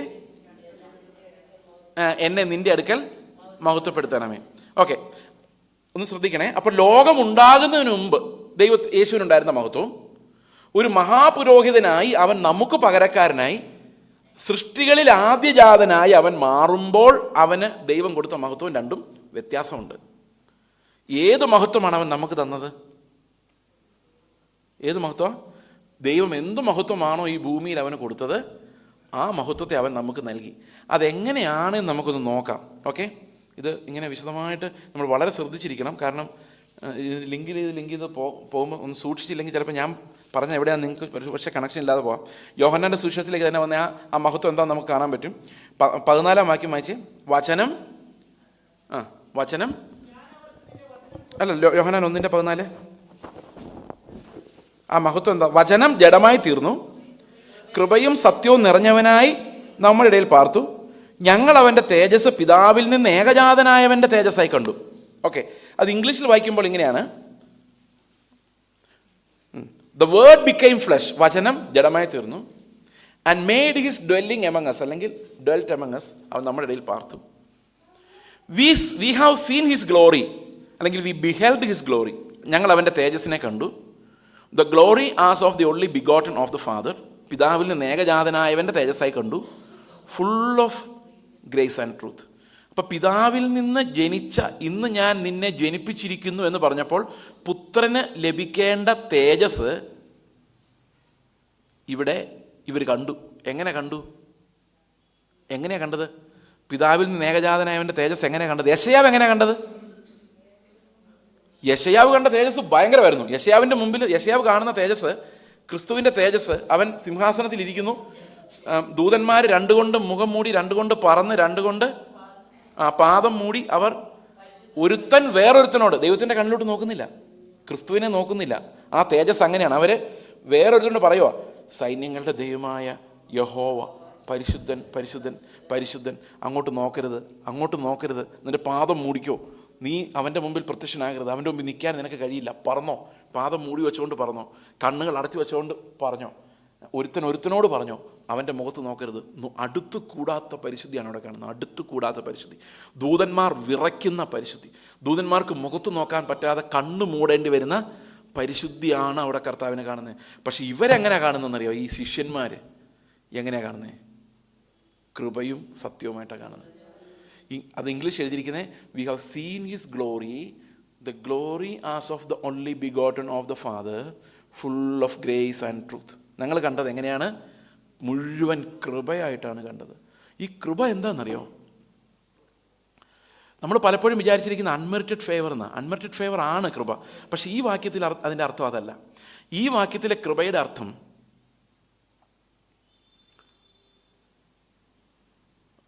യേശുവിൽ നിറഞ്ഞിരുന്ന ഒരു തേജസ്സായിട്ടാണ് അവിടെ കാണിച്ചിരിക്കുന്നത്. കൃപ എന്ന വാക്കിൻ്റെ യഥാർത്ഥത്തിലുള്ളൊരു ഡിക്ഷണറി അർത്ഥം എന്താ പറയാം? അവൻ്റെ പാട്ട് എന്തൊരു കൃപയാ എന്ന് പറഞ്ഞതർത്ഥം. അവൻ്റെ പാട്ട് കേൾക്കാൻ എന്തൊരു അർഹിക്കാത്ത ദാനമാണ്. അങ്ങനെയാണോ നിങ്ങൾ ഉദ്ദേശിച്ചത്? അല്ല, അയാളുടെ നല്ല കൃപയാട്ടോ ശുശ്രൂഷയ്ക്ക് എന്ന് പറഞ്ഞെന്താ? ഭയങ്കര അർഹിക്കാത്ത ദാനം കേട്ടോ എന്നാണോ? അങ്ങനെയാണോ നിങ്ങൾ പറഞ്ഞത്? അല്ല. യേശുക്രിസ്തുവിലെ കൃപ അങ്ങ് നിറഞ്ഞു നിൽക്കുക കേട്ടോ എന്ന് പറഞ്ഞെന്താ? യേശുവിൽ അർഹിക്കാത്ത ദാനങ്ങളെല്ലാം കൂടി അങ്ങ് നിറഞ്ഞ് ആണോ? അപ്പോൾ കൃപ എന്ന വാക്കിൻ്റെ യഥാർത്ഥ അർത്ഥം അതല്ല. അതിന് ഇംഗ്ലീഷിലുള്ള എന്താണെന്നറിയാമോ വാക്ക്? ഗ്രേസ്. എന്തൊരു ഗ്രേസാ എന്ന് പറഞ്ഞെന്താ? ഇപ്പം മനസ്സിലായില്ലേ അർത്ഥം? ആളെ നോക്കി എന്തൊരു ഗ്രേസാ എന്ന് പറഞ്ഞെന്താ? തേജസ്സാന്ന.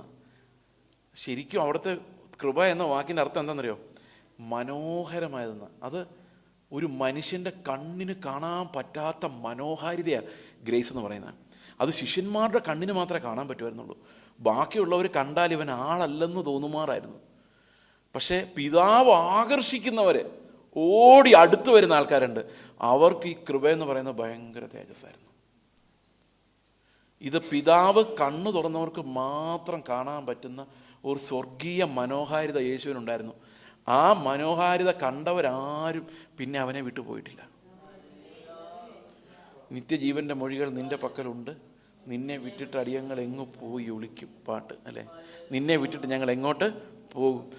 Jesus is so beautiful to a believer. പിതാവ് ആകർഷിച്ചിട്ടല്ലാതെ ഒരുത്തനും എൻ്റെ അടുത്തേക്ക് വരാൻ സാധിക്കില്ല. ലോകം നോക്കി കഴിയുമ്പം ഹീസ് ആൻ ഓർഡിനറി മാൻ, എന്നെപ്പോലെ തന്നെയുള്ള ഒരാളാണ് അല്ലേ. പത്രോസിനെ പോലെയും യോഹന്നാനെ പോലെയുള്ള ആൾ. ഇവനെ, യേശുവിനെ പിടിക്കാൻ യെരുശലേമിൽ അവർ അന്വേഷിച്ചു കഴിഞ്ഞപ്പം ഒരു സംശയം, ഇവനെ എങ്ങനെ പിടിക്കുന്നുള്ളതായിരുന്നു. നമ്മുടെ ചർച്ച വന്നു കഴിഞ്ഞാൽ പാസ്റ്ററെ പെട്ടെന്ന് മനസ്സിലാവും.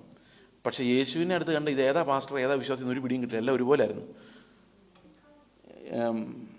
യേശുവിനെയും മറ്റ് ശിഷ്യന്മാരെയും മാറിപ്പോയായിരുന്നുള്ള അവസ്ഥ ആലോചിച്ച് നോക്കി. യേശുവിനെ പിടിക്കേണ്ടതിന് പകരം പത്രോസിനെ പിടിച്ചുകൊണ്ട് പോയിരുന്നെങ്കിൽ ആകെ കുളമായനെ, പുള്ളി നാട് നീളെ ബഹളം ഉണ്ടാക്കുകയും ചെയ്തേനെ. അപ്പോൾ പട്ടാളക്കാർ പറഞ്ഞു ഇവനെ എങ്ങനെ മനസ്സിലാവും? അപ്പോൾ യഹൂദന്മാർ പറഞ്ഞു ഒരു പണി പറ്റിക്കുക, അവൻ്റെ ഒരു ശിഷ്യനെ ഞങ്ങൾ സംഘടിപ്പിച്ചിട്ടുണ്ട്, ഞങ്ങൾക്ക് അവിടെ പോകാൻ പേടിയാണ്, നാട്ടുകാർ ചിലപ്പം ഉപദ്രവിക്കും. കാരണം 4-5 ദിവസമായിട്ടുള്ളൂ അവൻ ആലയത്തിൽ പ്രവേശിച്ച് ഓശാന എന്ന് പറഞ്ഞ് ജനങ്ങൾ മുഴുവൻ അവൻ്റെ പിന്നാലെ പോയിട്ട്. അപ്പോൾ ഈ ജനങ്ങളെല്ലാം അന്ന് പിന്നാലെ പോകുമ്പോൾ ജനങ്ങളുടെ പ്രതീക്ഷ ഇത്രയും ഞങ്ങൾ സപ്പോർട്ട് ഉണ്ടല്ലോ, ഇവനിപ്പോൾ രാജ്യം പ്രഖ്യാപിക്കുമെന്നാണ്. പക്ഷെ അവൻ അവിടെ ചെന്നിട്ട് ആലയത്തിലുള്ള ആൾക്കാരെല്ലാം പറഞ്ഞിറക്കി വിട്ടിട്ടിങ്ങ് പോന്നു. സീസറിനെതിരെ ഒന്നും മിണ്ടിയില്ല, റോമാക്കാരുടെ എതിരെ ഒന്നും മിണ്ടിയില്ല. അപ്പം ജനങ്ങൾ വിചാരിക്കുന്നത് എന്നറിയോ, ഇവൻ്റെ പുറകെ നടന്നാൽ വേറെ രാജ്യം കിട്ടും ആൾക്കാർ വിചാരിക്കും ഇവൻ രാജ്യദ്രോഹിയാണ്, നമ്മളെല്ലാം ചാവും, അതിനേക്കാളും പേര് ഇവൻ്റെ അടുത്തങ്ങ് മാറിയേക്കാം, കാരണം ഇവൻ എന്തായാലും നമുക്ക് വേണ്ടി യുദ്ധം ചെയ്യുന്നതായിട്ടൊന്നും കാണുന്നില്ല. അപ്പം ഇത് ജനങ്ങളുടെ പൊതുവായ സൈക്കോളജിയിൽ അങ്ങനെയാണ് പോകുന്നത്. കാരണം യേശുക്രിസ്തു ഓശാന ദിവസം, അതായത് അവനെ ഓശാന പാടി യെരുശലേമിലേക്ക് സ്വീകരിക്കുന്ന കഴുതപ്പുറത്ത് വന്ന ആ ദിവസം അവൻ രാജത്വം അസ്യൂം ചെയ്ത് ഞാൻ നിങ്ങളുടെ രാജാവാണ്, നിങ്ങൾ എൻ്റെ കൂടെ യുദ്ധം ചെയ്യണമെന്ന് പറഞ്ഞിരുന്നെങ്കിൽ ഈ വീരന്മാരെ യഹൂദന്മാർ മുഴുവൻ അവന് വേണ്ടി യുദ്ധം ചെയ്തേനെ. പക്ഷെ അവനവിടെ ചെന്നിട്ട് നേരെ ആലയത്തെക്കുറിച്ചുള്ള എരിവിനെക്കുറിച്ച് മാത്രം സംസാരിച്ചിട്ട് ഇറങ്ങിപ്പോകും. അപ്പോൾ ഇവർക്കൊരു കാര്യം മനസ്സിലായി, ഇവൻ ഈ രാജ്യം എന്ന് പറയുന്നുമുണ്ട്, ഇവൻ്റെ പുറകെ നടന്നാൽ ആൾക്കാർ നമ്മളെ തെറ്റിദ്ധരിക്കും, നമ്മുടെ എല്ലാം ജീവൻ അവതാളത്തിലാവും, അതുകൊണ്ട് ഇവൻ്റെ കൂടെ നടക്കുന്ന ഉചിതമല്ല എന്നവർ തീരുമാനിച്ച് കാണാനാണ് സാധ്യത.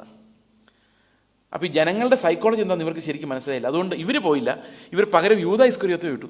യൂദാ ഇസ്കറിയോത്തെ പറഞ്ഞു കണ്ട എല്ലാം ഒരുപോലെ ഇരിക്കും, അതുകൊണ്ട് ഞാൻ അവൻ്റെ അടുത്ത് ഒന്ന് ഉമ്മ വയ്ക്കുമ്പം അപ്പം നിനക്ക് മനസ്സിലാവും ഇതായതാണ് യേശു ക്രിസ്തു. കാരണം അതല്ലാതെ ഇവനെ കണ്ടുപിടിക്കാൻ വേറൊരു മാർഗ്ഗം ഈ പട്ടാളക്കാർക്കുണ്ടായിരുന്നില്ല. യഹൂദന്മാരാണെങ്കിൽ അത്ര അടുത്ത് വരാൻ ധൈര്യപ്പെട്ടുമില്ല. അടുത്തടുത്ത് വന്നു, പക്ഷേ ഈ കൊണ്ട് പിടിച്ചു കൊടുക്കാനുള്ള ധൈര്യം അവർക്കുണ്ടായിരുന്നില്ല. ഇവരുടെ എന്തെല്ലാം ഉണ്ടെന്നൊന്നും അവർക്ക് അറിയത്തുമില്ല. അപ്പോൾ അതുകൊണ്ട് യേശു ഒരു സാധാരണ മനുഷ്യൻ ആളുകൾ നോക്കുമ്പം ഹി ഹാസ് നോ ഡിഫറൻസ്. അവന് ഒരു ഗ്ലോറിയുമില്ല. മാനുഷികമായി നോക്കിയാൽ, ലോകപരമായി നോക്കിയാൽ ലോകത്തിൻ്റെതായ യാതൊരു മഹത്വവുമില്ല. അവൻ ജനിച്ചതും വളർന്നതും എല്ലാം വളരെ ദാരിദ്ര്യാവസ്ഥയിലാണ്. അവൻ്റെ കയ്യിലൊന്നും ഉണ്ടായിരുന്നില്ല, തലചായ്ക്കാൻ ഇടമില്ലായിരുന്നു. അവനൊരു തച്ചൻ്റെ മകനായി ജനിച്ചു, തച്ചൻ പണി ചെയ്തു, ആ കാർപ്പൻട്രി വർക്ക് ചെയ്തു, മുക്കുവരുടെ കൂടെ നടന്നു, തലചായ്ക്കാൻ ഇടമില്ലാത്ത അവസ്ഥ ഉണ്ടായിരുന്നു അവന്. പക്ഷേ പിതാവ് ആകർഷിക്കുന്ന ആൾക്കാർ നോക്കുമ്പം ഒരു ഭയങ്കര കൃപ. അത് ഞങ്ങൾ കണ്ടായിരുന്നു എന്നാണ് യോഹന്നാൻ പറയുന്നത്. ഞങ്ങളുടെ അകക്കണ്ണ്, ശിഷ്യന്മാരുടെ കണ്ണ് പിതാവ് തുറന്നു തന്നപ്പം ഞങ്ങൾ അവനെ നോക്കിയപ്പോൾ അവനെ വിട്ടുപിരിയാൻ പറ്റാത്ത ഒരു തേജസ്. പാപിയായ സ്ത്രീ അവളുടെ പാപങ്ങൾ ക്ഷമിക്കപ്പെടുമ്പോൾ അവൻ്റെ കാൽക്കൽ വീണ കെട്ടിപ്പിടിക്കാനുള്ളൊരു തേജസ്, ആ ഒരു ആകർഷകത്വമാണ് അവിടെ കൃപ എന്ന് പറയുന്നത്. എന്നിട്ട് 16-ാമത്തെ വാക്യത്തിൽ പറയാണ്, അവൻ്റെ കൃപയുടെ നിറവിൽ നിന്ന് നാം എല്ലാവരും കൃപയുടെ മേൽ കൃപ പ്രാപിച്ചിരിക്കുന്നു. ഇതാ കർത്താവ് പറഞ്ഞ്, നീ എനിക്ക് തന്നിട്ടുള്ള തേജസ് ഞാൻ ഇവർക്ക് ഇങ്ങനെ പങ്കുവെച്ചുകൊണ്ടിരിക്കുകയാണ്. കൃപയുടെ മേൽ കൃപ, കൃപയുടെ മേൽ കൃപ. ഇതിങ്ങനെ നമ്മുടെ ജീവിതത്തിലേക്ക് വന്ന് നിറഞ്ഞ് അവസാനം കാഹളനാദം കേൾക്കുമ്പോൾ ഈ കൃപയെല്ലാം സ്വർഗീയ തേജസ്സായിട്ട് രൂപാന്തരപ്പെടും. ആ സ്വർഗീയ തേജസ് ക്രിസ്തു ഭൂമിയിലേക്ക് വന്നപ്പോൾ അത് മനോഹാരിത, അതായത് ദൈവത്തിൻ്റെ ആ മനോഹാരിതയാക്കി മാറ്റി, ആ മനോഹാരിത, ആ ബ്യൂട്ടി നമ്മുടെ അകത്തേക്ക് പകർന്നു. എന്നിട്ട് ഇനി ഒരു തേജസ്സിലേക്ക് നമ്മൾ പോകുമ്പോൾ ഈ കൃപ സകലത്തിൻ്റെയും ഉയരത്തിലുള്ളൊരു പ്രകാശമായി ജ്വലിക്കുന്നൊരു തേജസ്സായിട്ട് അന്ത്യകാലത്ത് വെളിപ്പെടും. അതുകൊണ്ടാണ് നമ്മിൽ വെളിപ്പെടുവാനിരിക്കുന്ന തേജസ് അത് ഇന്ന് കൃപയായി നമ്മളിൽ നിറയുന്നു, നാളെ അത് തേജസ്സായി മഹത്വമായി വെളിപ്പെടുന്നു. അപ്പോൾ ആര് തന്നെ നമ്മുടെ കൂടെ ഇറങ്ങി വസിച്ചാലേ ഇത് പറ്റുള്ളൂ. ഉയരത്തിൽ നിന്ന് ദൈവം തന്നെ ഇറങ്ങി വസിച്ചെങ്കിലേ ഇതിങ്ങനെ പകർത്താൻ സാധിക്കുകയുള്ളൂ. ഇന്ന് പലരും ചിന്തിക്കുന്നത് ഒരു യാഗം മാത്രമാണ് യേശു, പിന്നെ യേശു നമുക്കൊരു നല്ല ഉദാഹരണമാണ്. ഇതെല്ലാം ഒരു പകുതി സത്യം മാത്രമേ ആകുന്നുള്ളൂ. ഇപ്പോൾ എബ്രായ ലേഖനത്തിലേക്ക് നമ്മുടെ ശ്രദ്ധയെ തിരിക്കുമ്പോൾ യേശുക്രിസ്തുവിൻ്റെ ദൈവത്വം ശരിക്കും ഒരു കാര്യം കൊണ്ട് നമ്മൾ നോക്കണം. കൊളോസി ലേഖനത്തിലെ 2-ാം അധ്യായത്തിൻ്റെ 9-ാം വാക്യം നമ്മൾ രാവിലെ കണ്ട ഒരു വാക്യമാണ്. കൊളോസി ലേഖനം 9:2 2:9 വായിക്കാമോ? 2:9. കൊലോസി ലേഖനം 2:9. ആ, അവനിലല്ലോ ദൈവത്തിൻ്റെ സർവസമ്പൂർണതയും ദേഹരൂപമായി വസിക്കുന്നത്. ആരിലാണ്? ക്രിസ്തുവിലാണ്. അപ്പൊ ക്രിസ്തു സമ്പൂർണ്ണ. അടുത്ത വാക്യം, എല്ലാ വാഴ്ചയ്ക്കും അധികാരത്തിനും തലയായ അവനിൽ നിങ്ങൾ പരിപൂർണരാകുന്നു. അപ്പൊ ഈ വാക്യം ഒന്ന് ശ്രദ്ധിച്ച് നോക്കിക്കേ. നമ്മൾ പരിപൂർണരാണോ? ആണോ അല്ലയോ? നമ്മളുടെ കൽപ്പന എന്തായിരുന്നു? 5:48 മത്തായിയുടെ സുവിശേഷം 5:48 കൽപ്പന എന്തായിരുന്നു? നിങ്ങളുടെ സ്വർഗസ്ഥനായ പിതാവ് സൽഗുണപൂർണനായിരിക്കുന്ന പോലെ നിങ്ങളും സൽഗുണപൂർണരാകുവിൻ. ഇവിടെ എന്താ പറഞ്ഞിരിക്കുന്നത്? 9:10 അവനിലല്ലോ ദൈവത്തിൻ്റെ സർവസമ്പൂർണതയും ദേഹരൂപമായി വസിക്കുന്നത്. അപ്പൊ ദൈവത്തിൻ്റെ സമ്പൂർണത ആരിലുണ്ട്? ക്രിസ്തുവിലുണ്ട്, അല്ലെ? അവനിൽ നമ്മളുള്ളപ്പോൾ എന്ത് സംഭവിക്കും? നമ്മൾ പരിപൂർണരാ. കാരണം നമ്മൾ ആരിൽ മറഞ്ഞിരിക്കുന്നു? ക്രിസ്തുവിൽ മറഞ്ഞിരിക്കുന്നു. കഴിഞ്ഞ ദിവസം ഞങ്ങളുടെ ചർച്ചിൽ ഒരാൾ സാക്ഷ്യം പറഞ്ഞ ഒരു ഡോക്ടറാണ്. അദ്ദേഹം സാക്ഷ്യം പറഞ്ഞ ഇങ്ങനെയാണ്: ക്രിസ്തുവിൻ്റെ നീതിയുടെ ഡോറിന് പുറകിൽ പേടിച്ച് അരണ്ട് മറഞ്ഞിരിക്കുന്ന ഒരു പാപിയാണ് ഞാൻ എന്ന് പറഞ്ഞാൽ, ആരിൽ കണ്ടാൽ പിടിച്ചുകൊണ്ട് പോയിരിക്കാൻ വേണ്ടി പുള്ളിയെ തന്നെ കണ്ടത് അങ്ങനെയാണ്. എന്ത് സത്യമാണത്, അല്ലേ? ക്രിസ്തുവിൻ്റെ നീതിയുടെ മറവിൽ ഞാനിങ്ങനെ വരണ്ട് വേറൊരു സ്ഥലവും ഇല്ല ഇരിക്കാൻ. ആ ഒരു മറവിലല്ലാതെ എനിക്ക് രക്ഷപ്പെടാൻ വേറൊരു മാർഗവുമില്ല. അപ്പോൾ ഇവിടെ പറഞ്ഞിരിക്കുന്നത് ക്രിസ്തുവിൽ നിങ്ങൾ സമ്പൂർണ്ണരാണ്. രാവിലെ നമ്മൾ കണ്ട ഒരു കാര്യം, ക്രിസ്തുവിൽ നമ്മെ എപ്പോൾ തിരഞ്ഞെടുത്തു? ലോകസ്ഥാപനത്തിന് മുമ്പേ തിരഞ്ഞെടുത്തു. അപ്പോൾ യേശുക്രിസ്തുവിൻ്റെ മഹാപൗരോഹിത്യത്തിൽ നമ്മൾ എങ്ങനെയാണ് രക്ഷപ്പെടുന്നതെന്ന് നമുക്കൊരു നിമിഷം ഒന്ന് ആലോചിക്കാം. ഓക്കെ, ഞാൻ ഒരു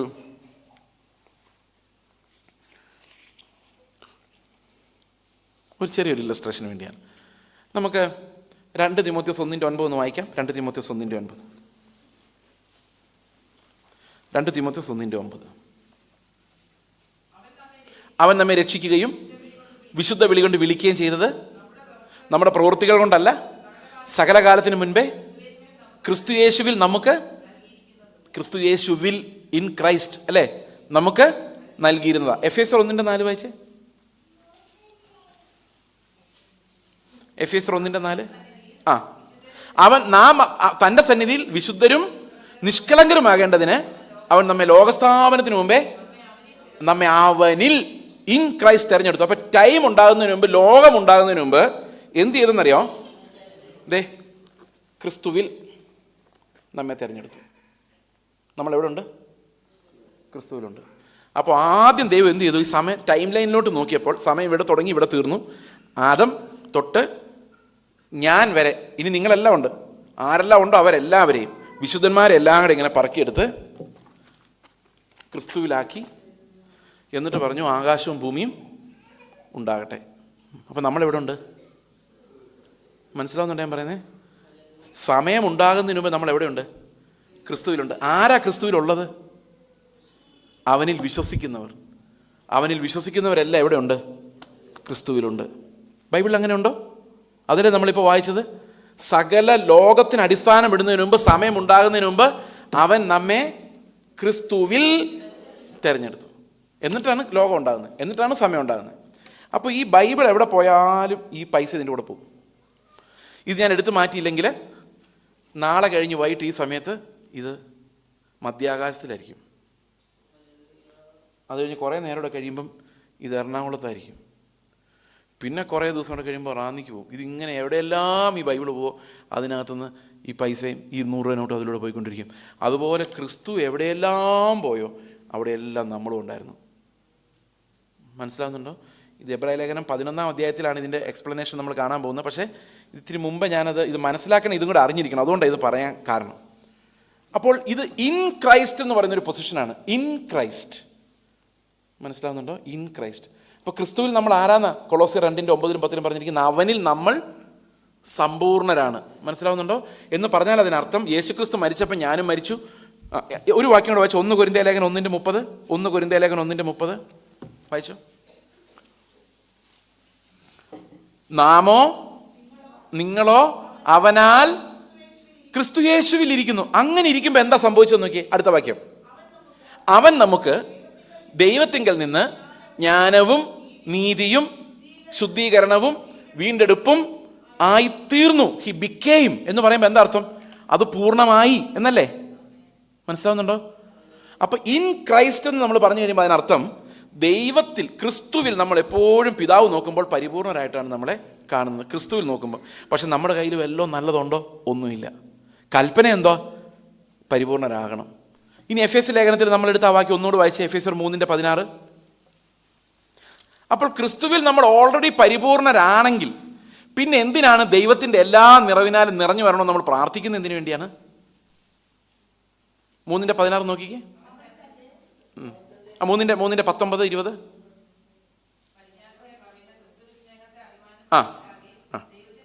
ദൈവത്തിൻ്റെ എല്ലാ നിറവിനാലും നിറഞ്ഞു വരികയും വേണമെന്ന് പ്രാർത്ഥിക്കുന്നു. അപ്പോൾ വേറൊരു പൊസിഷനെ കുറിച്ച് അവിടെ പറഞ്ഞിരിക്കുന്നത്, അതായത് ക്രിസ്തുവിൽ ഞാൻ എന്നുള്ളത് കൊണ്ട് ഞാൻ പരിപൂർണനാണ്. പക്ഷേ എൻ്റെ അവയവങ്ങളിലേക്ക് അത് വരണമെങ്കിൽ, എൻ്റെ ജീവിതത്തിലേക്ക് അത് വരണമെങ്കിൽ, എൻ്റെ പെരുമാറ്റത്തിലേക്ക് അത് വരണമെങ്കിൽ, എൻ്റെ പ്രവൃത്തികളിലേക്ക് അത് വരണമെങ്കിൽ വേറൊരു മിറക്കിൾ സംഭവിക്കണം.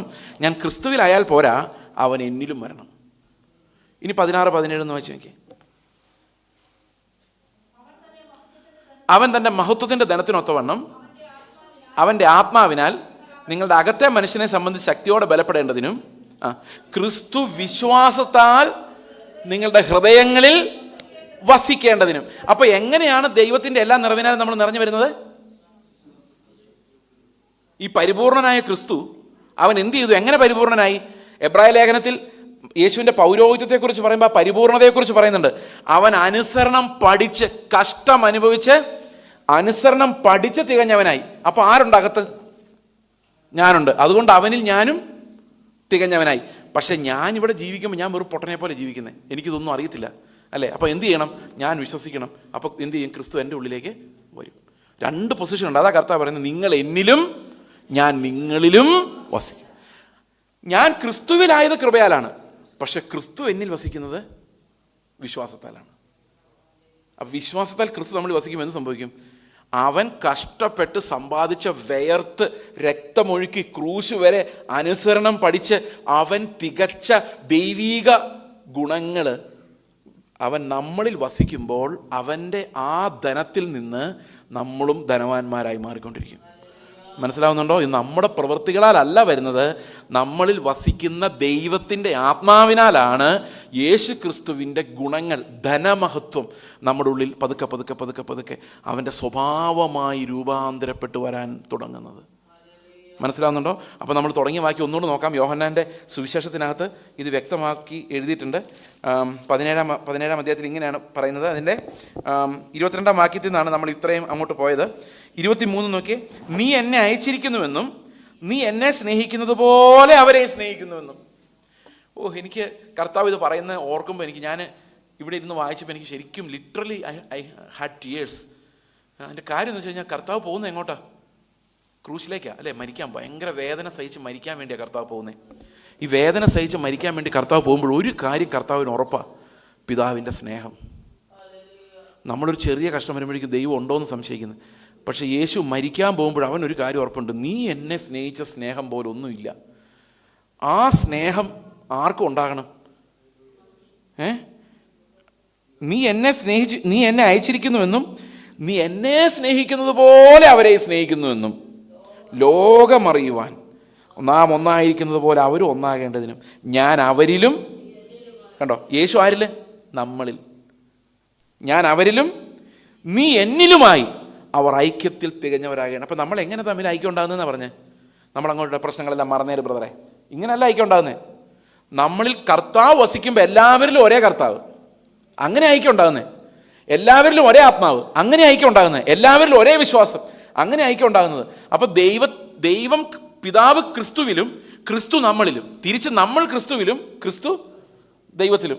മനസ്സിലാവുന്നുണ്ടോ പറയുന്നത്? ഒത്തിരി കോംപ്ലിക്കേഷൻ ഉണ്ട് അവിടെ ഇത് മനസ്സിലാക്കാൻ. ഈ യോഹന്നാൻ്റെ സുവിശേഷം ഒന്നും കൂടെ വായിച്ചാൽ മതി. അടുത്ത വാക്യം 24-ാം വാക്യം. പിതാവേ, നീ ലോകസ്ഥാപനത്തിന് മുൻപേ എന്നെ സ്നേഹിച്ചിരിക്കൊണ്ട്.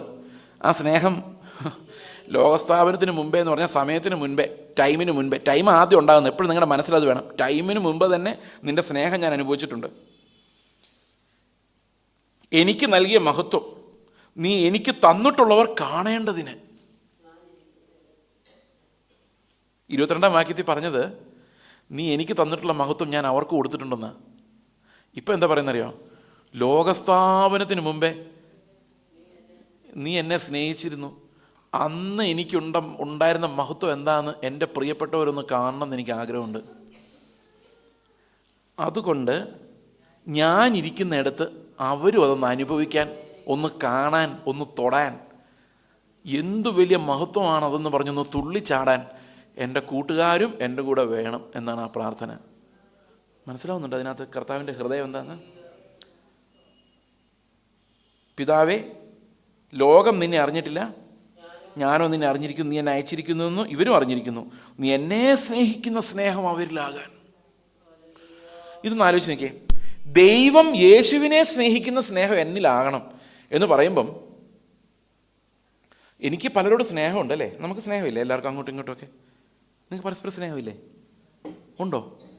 ഉണ്ടെന്ന് നമുക്ക് തോന്നുക, ശരിക്കും ഇല്ല. കാരണം സ്നേഹം എന്ന് പറയുന്ന സാധനം അങ്ങനെ ഫ്രീ ആയിട്ട് കിട്ടുന്നൊരു സാധനമല്ല. നമ്മുടെ ശരീരത്തിൽ അതുണ്ടാകത്തില്ല. ദൈവം യേശുവിനെ സ്നേഹിച്ച സ്നേഹം അത് നമ്മളിൽ വസിക്കുക എന്ന് പറയുന്ന ഒരു ഭയങ്കര ഡിവൈൻ എക്സ്പീരിയൻസ് ആണ്. അതെങ്ങനെ വിശദീകരിക്കേണ്ടതൊന്നും എനിക്കറിയത്തില്ല. പക്ഷേ ഞാൻ പറ്റുന്ന പോലെയൊക്കെ ഒന്ന് വിശദീകരിക്കാൻ ശ്രമിക്കാം ആ സ്നേഹത്തിൻ്റെ പ്രത്യേകത. സാധാരണഗതിയിൽ ഒരു തുള്ളി വെള്ളം ഈ ഡെസ്കിൽ ഒഴിച്ചാൽ അത് താഴോട്ട് ഒഴുകുള്ളൂ അല്ലേ? ഇത് സ്ലോപ്പ് ഉണ്ട് ഇങ്ങോട്ട്. നിങ്ങൾക്ക് മനസ്സിലാവുന്നുണ്ടല്ലോ, സ്ലോപ്പ് ഉണ്ട്. പ്രാണനിൽ നിന്ന് വരുന്ന എല്ലാ സ്നേഹവും താഴോട്ട് മാത്രമേ ഒഴുകുള്ളൂ. അതായത് നമ്മുടെ സ്നേഹം റിസീവ് ചെയ്യുന്ന ആളുകളുടെ അടുത്തേക്ക് മാത്രമേ അത് ഒഴുകുള്ളൂ. മനസ്സിലാവുന്നുണ്ടോ? 1 ടൺ സ്നേഹം കൊടുത്തിട്ട് 10 ഗ്രാം സ്നേഹം പോലും തിരിച്ചു തരാൻ ഒരാൾക്കില്ലെങ്കിൽ നമ്മൾ പതുക്കെ നമ്മുടെ ടാപ്പ് അങ്ങ് ക്ലോസ് ചെയ്യും. കാരണം നമ്മുടെ സ്നേഹത്തിന് അങ്ങനെ പറ്റുള്ളൂ. എന്നാൽ യേശുവിൻ്റെ സ്നേഹം എങ്ങനെയാണെന്ന് വെച്ച് കഴിഞ്ഞാൽ 10 ഗ്രാം പോലും ഇങ്ങോട്ട് തരാനില്ലെങ്കിൽ ഇവിടെ നിന്നുള്ള ഫ്ലോ അങ്ങ് വർദ്ധിപ്പിക്കും. അവന് ശ്വാസം മുട്ടുന്ന പോലെ ആ സ്നേഹം അവനെ നിറയ്ക്കണം. ഈ സാധനം നമ്മുടെ കയ്യിലില്ല. ഇരുട്ടിൽ പ്രകാശിക്കുന്ന വെളിച്ചം നമ്മുടെ അടുത്തില്ല. നമ്മൾ എത്ര ശ്രമിച്ചാലും ഉണ്ടാകുകയില്ല. അതുകൊണ്ടാണ് കർത്താവ് പ്രത്യേകിച്ച് പ്രാർത്ഥിച്ചത്, നീ എനിക്ക് തന്നിരിക്കുന്ന ആ സ്നേഹം ഉണ്ടല്ലോ, ക്രൂശിൽ ഒരു സ്നേഹവും കനിവുമില്ലാത്ത ജനം അവനെ ആണി അടിച്ചുകൊണ്ടിരിക്കുമ്പം 1 ഗ്രാം സ്നേഹം പോലും ഇങ്ങോട്ടില്ലാത്ത ആ മഹാമരുഭൂമിയിൽ യേശു ഒറ്റയ്ക്കായിരിക്കുമ്പോഴും ഇവരോടെല്ലാം തോന്നുന്ന ആ സ്നേഹം പിതാവ് ഡിപ്പോസിറ്റ് ചെയ്തതാണ്. ആ സ്നേഹം നമ്മളിൽ ഉണ്ടാകണമെന്ന് കർത്താവ് ആഗ്രഹിക്കുന്നു.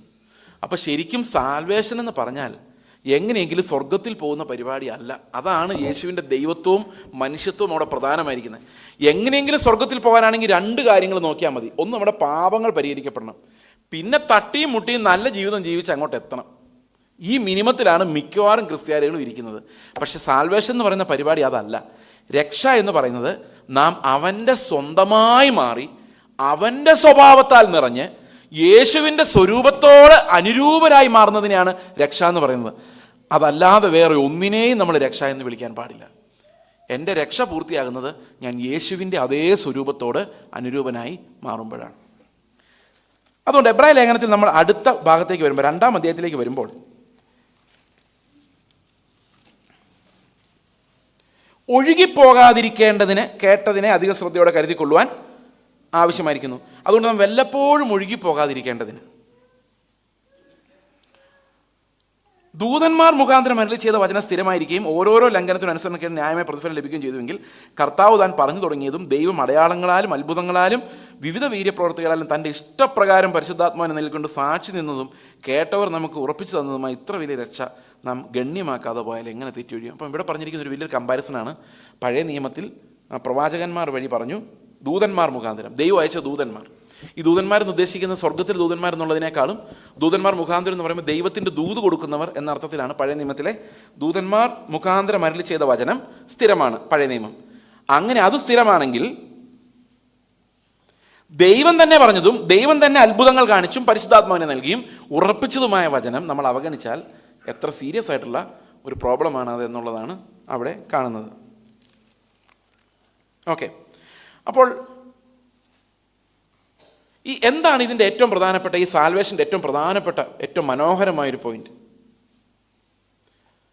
യേശുക്രിസ്തുവിൻ്റെ ദൈവത്വം എന്തിനെല്ലാം ആവശ്യമായിരുന്നു? ദൈവിക സ്വഭാവങ്ങൾ, ദൈവത്തിൻ്റെ എല്ലാ നിറവും നമ്മളിലേക്ക് പകർത്തണമെങ്കിൽ നമ്മുടെ രക്ഷകൻ ദൈവമായിരിക്കണം, അല്ലേ? ദൈവമായിരിക്കണം. ഒരു സൃഷ്ടിക്ക് അത് ചെയ്യാൻ സാധിക്കില്ല, ദൈവത്തിന് മാത്രമേ അത് സാധിക്കുകയുള്ളൂ. ദൈവം സ്നേഹമാണെന്ന് പറയണമെങ്കിൽ, നമ്മളെ അവൻ സ്നേഹിക്കുന്നു എന്ന് പറയണമെങ്കിൽ എന്തും കൂടെ തെളിയണം? അവൻ്റെ സ്വന്തം ജീവനായ പുത്രനെ, അവൻ്റെ പ്രാണനായ, അവൻ്റെ തന്നെ സ്വത്വമായ, അവൻ്റെ തന്നെ പ്രകൃതമായ. ഇപ്പം ഞങ്ങൾക്ക് 4 പിള്ളേരുണ്ട്. 3 പേരെ ഞങ്ങൾ ദത്തെടുത്ത് വളർത്തിയതാണ്. ഒരാളാണ് ഞങ്ങളുടെ സ്വന്തം പ്രകൃതം. ആ സ്വന്തം പ്രകൃതത്തിലുള്ള പുത്രൻ എന്ന് പറയുന്നത് വ്യത്യാസമുണ്ട്, അല്ലേ? എന്ന് പറഞ്ഞാൽ എല്ലാവരുടെയും ഡിസ്ട്രിബ്യൂഷൻ ഓഫ് ലവ് ഒരുപോലെ ആണെങ്കിലും നേച്ചറിൻ്റെ വ്യത്യാസമുണ്ട്, പ്രകൃതത്തിൻ്റെ വ്യത്യാസം. ഈ പ്രകൃതത്തിൻ്റെ വ്യത്യാസം എന്ന് പറയുന്നത് അതൊരു വളരെ പ്രധാനപ്പെട്ട കാര്യമാണ്. ദൈവത്തിൻ്റെ അതേ പ്രകൃതത്തിലുള്ള മകൻ എന്ന് പറഞ്ഞാൽ അതിനർത്ഥം just as God is, he has the same nature എന്നാണ്. അപ്പം ആ ദൈവത്തെ തന്നെ അവൻ നമുക്കായി നൽകുന്നതിലൂടെ, ശത്രുക്കളായി നമുക്ക് നൽകുന്നതിലൂടെ അവൻ്റെ സ്നേഹത്തെ പ്രസിദ്ധമാക്കിയിരിക്കുന്നു. പിന്നെ 3, അവനെ ആരാധനയ്ക്ക് യോഗ്യനായി സകലത്തിൻ്റെയും അധിപതിയായി നിയമിച്ചിരിക്കുന്നു. ഇതെല്ലാം അവൻ്റെ ദൈവത്വത്തെക്കുറിച്ച് പറയുന്നുണ്ടെങ്കിൽ, മനുഷ്യത്വം എന്തുകൊണ്ട് പ്രധാനമാണ് എന്ന് ചോദിച്ചാൽ അതിനർത്ഥം നമുക്ക് പകരക്കാരനാകണമെങ്കിൽ എന്ത് വേണമായിരുന്നു? ഒരു മനുഷ്യൻ തന്നെ ഇറങ്ങി വന്ന് നമ്മുടെ സ്ഥാനത്ത് ജീവിക്കണമായിരുന്നു. എബ്രായ ലേഖനത്തിൽ പറയുന്ന ഒരു വാക്കാണ് അത്. നമുക്കത് പിന്നീട് അങ്ങോട്ട് വരാം. പക്ഷേ ഞാനതൊരു എക്സാമ്പിളായിട്ട് അതെന്താണ് യേശുവിൻ്റെ മനുഷ്യത്വം ചെയ്തത് എന്ന് ഞാൻ നിങ്ങളോട് പറയാം. നിങ്ങൾ യേശുക്രിസ്തുവിൻ്റെ പിക്ചർ കണ്ടിട്ടുണ്ടോ? പടം, ചിത്രം, ഫോട്ടോ. യേശുവിനെ കണ്ട ആരെ പോലെ ഇരിക്കും ഞാൻ ചോദിച്ചാൽ എന്ത് മറുപടി പറയാനല്ലേ? ഞാൻ ശ്രദ്ധിച്ചിട്ടുള്ളത്, നിങ്ങളിരുന്ന് ശ്രദ്ധിച്ചാൽ മതി. റോമൻ കത്തോലിക്കരുടെ യേശുവിനെ കണ്ട ഒരുമാതിരി ഇറ്റാലിയൻകാരുടെ ലുക്ക, നീണ്ട താടി, ഹൈ ചീക്ക് ബോൺസ്, ഒരു പൂച്ച കണ്ണുകൾ, അല്ലേ? നല്ല വെളുത്ത യൂറോപ്യൻ സ്റ്റൈലുള്ള ഹൈറ്റുള്ള, അല്ലേ, തലമുടി നീട്ടിയ ഒരു ഇറ്റാലിയൻ കട്ടാണ്. ഞങ്ങളുടെ പഴയ ഓർത്തഡോക്സുകാരുടെ യേശു ക്രിസ്തുവിനെ നോക്കി ഒരു സിറിയൻ കട്ടാണ്, ഒരു ഒസാമ ബിൻ ലാദൻ ടൈപ്പ് ഒരു കട്ടാണ്, അല്ലേ? ശ്രദ്ധിച്ചിട്ടുണ്ടോ അത്? ഞങ്ങൾ ബൈബിൾ കോളേജിലൊക്കെയുള്ള ചില പുസ്തകങ്ങൾക്കകത്ത് ഈ നീഗ്രോയെ പോലെ തലമുടിയൊക്കെ ചുരുണ്ട യേശുവിൻ്റെ പിക്ചർ ഞാൻ കണ്ടിട്ടുണ്ട്.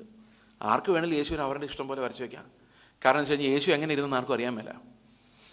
സത്യം പറഞ്ഞ് ഞാൻ ആലോചിച്ചിട്ടുണ്ട്, ഇത്രയും പാപികൾ ഈ ലോകത്തിലുണ്ടായിരുന്നുകൊണ്ടല്ലേ യേശുവിൻ്റെ ഷേപ്പ് ഏതാ നമുക്ക് മനസ്സിലാകാതെ പോയത്. ഞാൻ മാത്രം ഉണ്ടായിരുന്നുള്ളൂ ലോകത്തിൽ പാപിയെങ്കിൽ യേശു ആരുടെ ഷേപ്പിൽ വന്നേനെ? എൻ്റെ ഷേപ്പിൽ വന്നേനെ. എവിടെ പോയി താമസിച്ചേനെ? എൻ്റെ വീട്ടിൽ പോയി താമസിച്ചേനെ. എൻ്റെ അതേ പേരൻസിനെ ഫേസ് ചെയ്തേനെ. എന്നോട് ചീത്ത പറയുന്ന അതേ പേരൻസിൻ്റെ ചീത്ത കേട്ടേനെ. ചുമ്മാ സങ്കല്പിച്ചതാ. എൻ്റെ അതേ ടൈപ്പ് അയൽവക്കക്കാർ, അതേ ടൈപ്പ് കുശുമ്പും കുന്നായ്മയുള്ള ഫ്രണ്ട്സ്, അതേ ടൈപ്പ് സഹോദരങ്ങളെ ഫേസ് ചെയ്തേനെ. പക്ഷെ അവിടെ ഒന്നും ഒരു പാപവും ചെയ്യില്ലായിരുന്നു. നമ്മളിവിടെ എല്ലായിടത്തും പാപമാണ് ചെയ്തുകൊണ്ടിരിക്കുന്നത്. അപ്പോൾ കർത്താവ് നമുക്ക് തുല്യമായി പരീക്ഷിക്കപ്പെടണമെങ്കിൽ അവൻ നമ്മളെപ്പോലൊരു പൂർണ്ണ മനുഷ്യൻ ആയി നമ്മൾ ജീവിച്ച അതേ ലൊക്കേഷനിൽ, അതേ പൊസിഷനിൽ, അതായത് ലോകത്തിലുള്ള ഏത് തിരഞ്ഞെടുക്കപ്പെട്ട മനുഷ്യനും അനുഭവിക്കേണ്ട എല്ലാ ക്രൈസിസും അവനവൻ്റെ ശരീരത്തിൽ വഹിക്കണമെങ്കിൽ അവനൊരു പൂർണ്ണ മനുഷ്യനായി നമുക്ക് പകരം നീതി പൂർത്തിയാക്കേണ്ടതായിട്ടുണ്ടായിരുന്നു. അതാണ് അവൻ്റെ ദൈവത്വം പോലെ തന്നെ അവൻ്റെ മനുഷ്യത്വവും വളരെ പ്രധാനമാണെന്ന് നമ്മൾ ചിന്തിക്കാനുള്ള കാരണം. യേശുവിൻ്റെ ദൈവത്വവും മനുഷ്യത്വവും ഒരുപോലെ നമ്മൾ വിശ്വസിച്ചെങ്കിലേ ഈ രക്ഷയുടെ കാര്യത്തിൽ നമുക്ക് കറക്റ്റായിട്ടുള്ളൊരു ഉപദേശത്തിലെത്താൻ സാധിക്കുകയുള്ളൂ. നമ്മൾ ഈ പാപത്തിൽ നിന്ന് രക്ഷപ്പെടണമെങ്കിൽ നമ്മൾ ഉപദേശങ്ങൾ കേട്ടാൽ പോരാ, ആ കൃത്യം ഉപദേശ രൂപത്തിൽ നമ്മൾ എത്തണം. വി ആർ ഓൾ സിന്നേഴ്സ്, നമ്മളെല്ലാം പാപികളാണ്. ക്രിസ്തു നമുക്ക് പകരക്കാരനാണ്. ഓരോ സമയത്തും അവനെ വിശ്വസിച്ചാൽ മാത്രമേ നമുക്ക് ഓരോ സമയത്തും ആ പാപത്തിൽ നിന്ന് ജയിക്കാൻ സാധിക്കുകയുള്ളൂ. ഓക്കെ, അപ്പോൾ ഇവിടെ പറഞ്ഞിരിക്കുന്ന ഈ ഒഴുകിപ്പോക്ക്, 2-ാമത്തെ അധ്യായത്തിൽ പറഞ്ഞിരിക്കുന്ന ഒരു ഒഴുകിപ്പോക്കിനെ കുറിച്ച്, അത് ഈ പത്യോപദേശത്തിൽ നിന്നും അപ്പോസ്തലന്മാർ നമ്മൾക്ക് ഏൽപ്പിച്ചു തന്നിരിക്കുന്ന ഉപദേശത്തിൽ നിന്നുള്ള ഒഴുകിപ്പോക്കാണ്. അതിലൊരു പ്രധാന ഒഴുകിപ്പോക്കെന്ന് പറയുന്നത്, ഇത് ഒന്ന് ശ്രദ്ധിച്ച് നോക്കിയേ. അതുകൊണ്ട് നാം വല്ലപ്പോഴും ഒഴുകിപ്പോകാതിരിക്കേണ്ടതിന് കേട്ടത് അധികം ശ്രദ്ധയോടെ കരുതിക്കൊള്ളുവാൻ ആവശ്യമാവുന്നു. ഓക്കെ, അപ്പം കേട്ടത് ഏറ്റവും ശ്രദ്ധയോടെ നമ്മൾ കരുതിക്കൊള്ളണം. കാരണം എന്താണ്? ഒഴുകിപ്പോവും. ഇപ്പം എന്താ കേട്ടത്? ഇത്രയും നേരം 1-ാം അധ്യായത്തിൽ എന്താ കേട്ടത്? യേശു എങ്ങനെ ദൈവമായിരിക്കുന്നു, മനുഷ്യനായിരിക്കുന്നു. അതിങ്ങനെ ഒരു താളാത്മകമായിട്ട് എബ്രായ ലേഖനം എത്ര മനോഹരമായിട്ട് അത് എഴുതിയിരിക്കുന്നത്.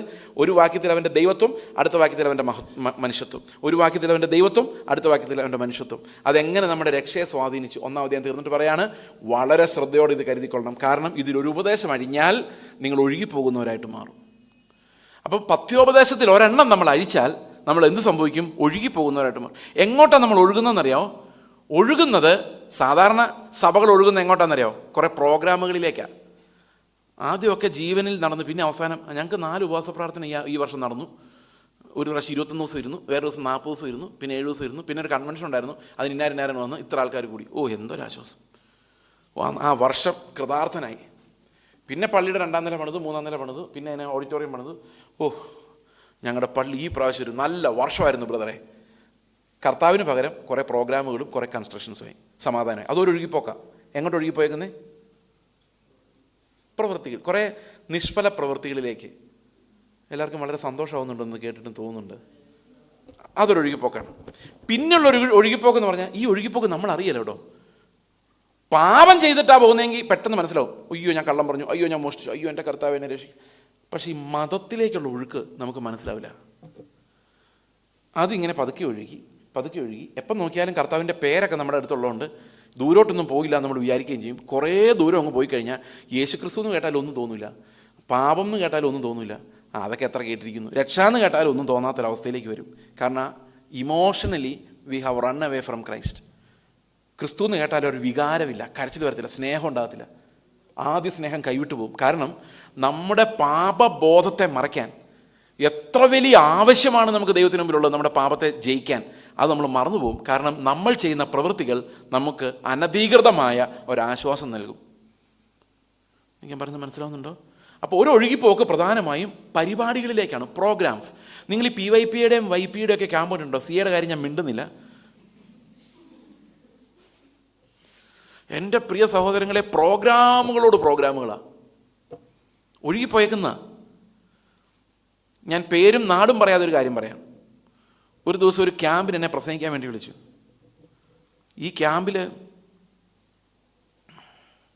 പ്രസംഗിക്കാൻ എന്നെ മാത്രമേ വിളിച്ചിട്ടുണ്ടായിരുന്നുള്ളൂ. അതാണ് എൻ്റെ ഏറ്റവും വലിയ സങ്കടം. 2-3 പേരുണ്ടായിരുന്ന കുഴപ്പമില്ലായിരുന്നു. 10 മണിക്ക് ക്യാമ്പ് തുടങ്ങുമെന്ന് പറഞ്ഞ് ഞാൻ 5 മണിക്ക് എറണാകുളത്ത് നിന്ന് വഞ്ചിനാട് എക്സ്പ്രസ്സിൽ കയറി. കാരണം ഈ ക്യാമ്പ് കറക്റ്റ് ടൈമിൽ നടക്കണമല്ലോ. അതുകൊണ്ട് ഞാൻ 7:30 ആയപ്പോഴേക്കും സ്ഥലത്തെത്തി. ഇപ്പം നിങ്ങൾക്ക് ഏകദേശം സ്ഥലമൊക്കെ ഊഹിക്കാമായിരിക്കാം. ഊഹിക്കേണ്ട അധികം. അവിടെ പോയി ഇരിപ്പാണ്. 8:30 ആയി, 9:30 ആയി, 10:30 ആയി. 11 മണിയായപ്പോഴാണ് സംഗതി തുടങ്ങുന്നത്. 11 മണിയായപ്പോഴേക്കും ഇതിൻ്റെ ലീഡർഷിപ്പ് എല്ലാം സ്റ്റേജിലുണ്ട്. 20 പേരോളം 15 പേരോളം കസേരയിട്ട് ഫ്രണ്ടിൽ പിള്ളേരെ ഭജനം പഠിപ്പിക്കാൻ വേണ്ടി വന്നേക്കുന്ന. ഈ കസേരയിൽ ഇവരെല്ലാം ഇരുന്ന് അവസാനം ഒരാൾക്ക് ഹാരമണിയിക്കുന്നു. ഹാരമണിക്കാന്ന് പറഞ്ഞാൽ മാലയല്ല, മാലയിടാൻ പാടില്ലല്ലോ, ബൊക്കെ കയ്യിൽ പിടിക്കാൻ, തോളത്തിടാൻ പാടില്ല. അതുപോലെ ഞാൻ ഇടയ്ക്ക് കുറച്ച് നാളത്തേക്ക് വൈകിട്ട് ഫുഡ് കഴിച്ച്, വൈകിട്ടും രാവിലെയും കട്ട് ചെയ്ത് ഉച്ചയ്ക്ക് ഒരു നേരം മാത്രം കഴിക്കുന്ന ഒരു ചെറിയൊരു ഡിസിപ്ലിനിങ്ങിന് വേണ്ടി, ഫാസ്റ്റിംഗ് എന്ന് വിളിക്കാൻ പറ്റില്ല. അപ്പോൾ എന്നോട് ഒരാൾ ചോദിച്ചു, ഫാസ്റ്റിംഗ് ആണോ? ഞാൻ പറഞ്ഞു അങ്ങനെയില്ല, ഞാനൊന്നും കഴിക്കുന്നില്ല എന്നങ്ങ് തീരുമാനിച്ചെന്നുള്ളൂ കുറച്ച് നാളത്തേക്ക്. അന്നേരം അവർ പറഞ്ഞു, വെള്ളം കുടിക്കും. അങ്ങനെയാണെങ്കിൽ ഞാൻ ജ്യൂസ് ഉണ്ടാക്കി തരട്ടെ എന്ന് പറഞ്ഞാൽ, ഫ്രഷ് ജ്യൂസേ, പൈനാപ്പിൾ. അത് തിന്നുന്ന പാപം, പക്ഷേ ജ്യൂസാക്കി കുടിച്ചാൽ കുഴപ്പമില്ല. മനസ്സിലാവുന്നുണ്ടോ? അതുപോലെ മാല ഇടാൻ പാടില്ല, പക്ഷെ ബൊക്കെ കൊടുത്താൽ ബൊക്കെ കൈ പിടിക്കാൻ ചെയ്യാം. മാലയായിട്ട് ഇടരുത് കേട്ടോ, അത് ഭയങ്കര പാപമാണ്. പക്ഷെ കൈ പിടിക്കാം, അതേ സാധനം, ഒരു കുഴപ്പമില്ല. ഓക്കെ, ഇതൊക്കെ കേൾപ്പാൻ ചെയ്യുള്ളൂ, കേൾക്കുകയും വിധിക്കുകയും ചെയ്തോട്ടെ. ദൈവം ഇതൊന്നും അല്ല നോക്കുന്നത്, അത് വേറൊരു കാര്യം. ഓക്കെ, എനിവേ, ഇവർ ഈ ബൊക്കെ കൊടുക്കലും, ഒരാൾ എത്ര മഹാനാന്ന് മറ്റേയാളും, ഇയാൾ എത്ര മഹാനാന്ന് ആ ആളും പറഞ്ഞ് ഒരു 12:45 ഒരാൾ എൻ്റെ അടുത്ത് വന്നിട്ട് പറഞ്ഞു, അതെ പാസ്റ്ററെ, രാവിലെ സമയം ഇത്തിരി കുറവാണ്, ഒരു 15 മിനിറ്റ് ഒരു ഇൻട്രഡക്ഷൻ പറഞ്ഞിട്ട് ബാക്കി നമുക്ക് അപ്പം രാവിലത്തെ സെഷൻ 2 എണ്ണം വൈപ്പ് ഔട്ടായി പോയി എന്ന് ആലോചിക്കണം, വേറെ ആരും പ്രസംഗിക്കാനും ഇല്ല. അടുത്ത സെഷൻ അപ്പം ഞാൻ പറഞ്ഞു, എനിക്ക് 15 മിനിറ്റ് ഇൻട്രഡക്ഷൻ പറയാൻ അറിയത്തില്ല. ഞാൻ നിങ്ങളുടെ എന്തെങ്കിലും ഇൻട്രഡക്ഷൻ പറഞ്ഞോ? ഒന്നും പറഞ്ഞില്ല, എനിക്കൊന്നും പറയാനില്ല, എനിക്ക് ആകെ വചനമല്ലാതെ ഞാൻ ആരാന്ന് പോലും പറഞ്ഞ 1 മിനിറ്റ് കളയാൻ എനിക്ക് താല്പര്യമില്ല. ഞാൻ പറഞ്ഞു, ഇൻട്രഡക്ഷൻ എന്ന് പറഞ്ഞൊരു പരിപാടി ഇതിനകത്തില്ല.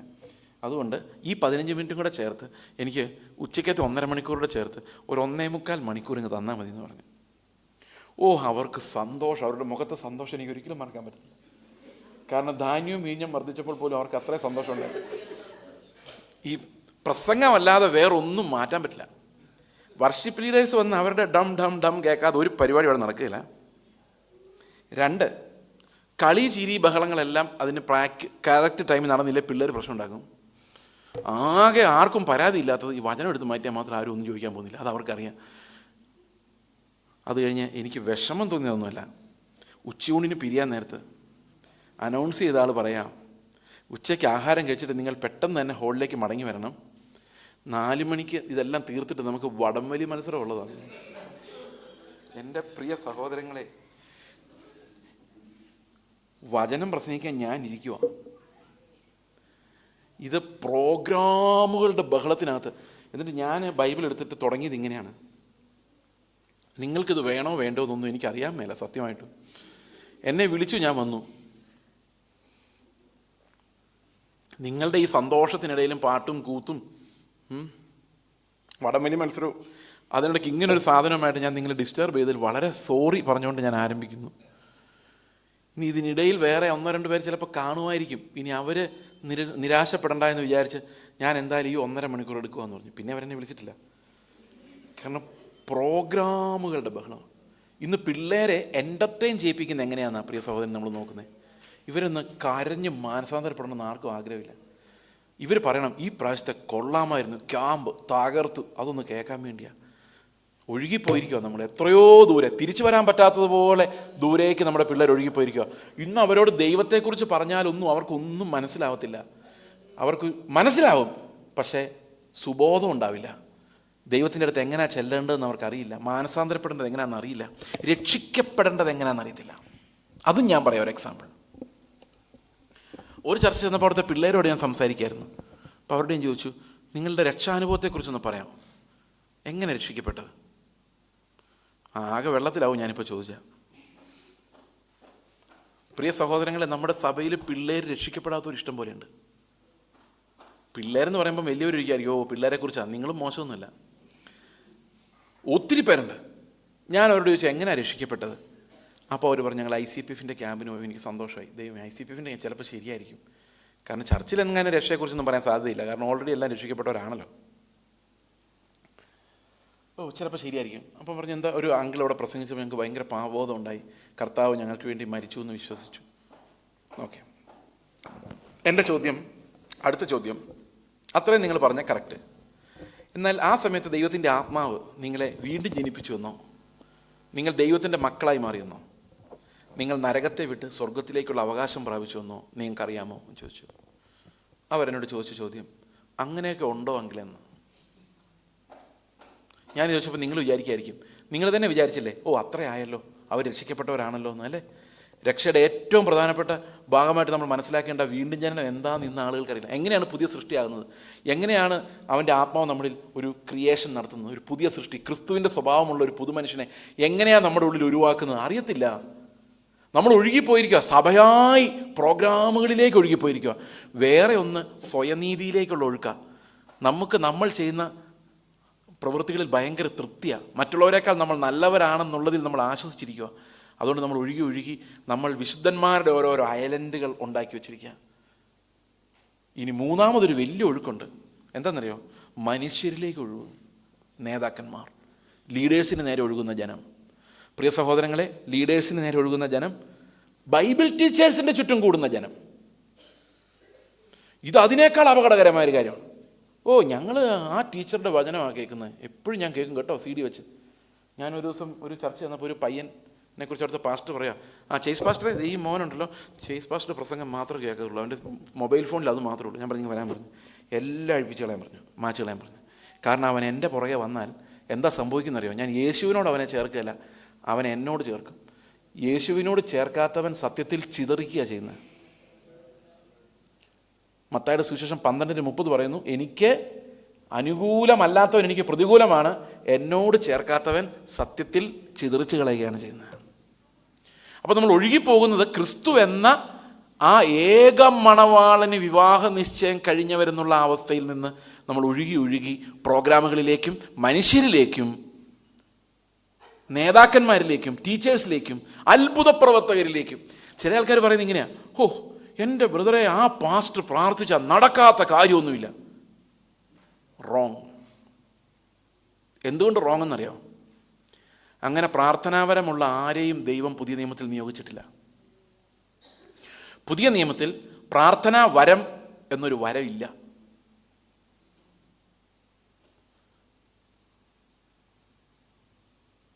അന്യഭാഷയുണ്ട്, പ്രവചനമുണ്ട്, രോഗശാന്തി വരമുണ്ട്, ജ്ഞാനത്തിൻ്റെ വരവും പരിജ്ഞാനത്തിൻ്റെ വരവുമുണ്ട്,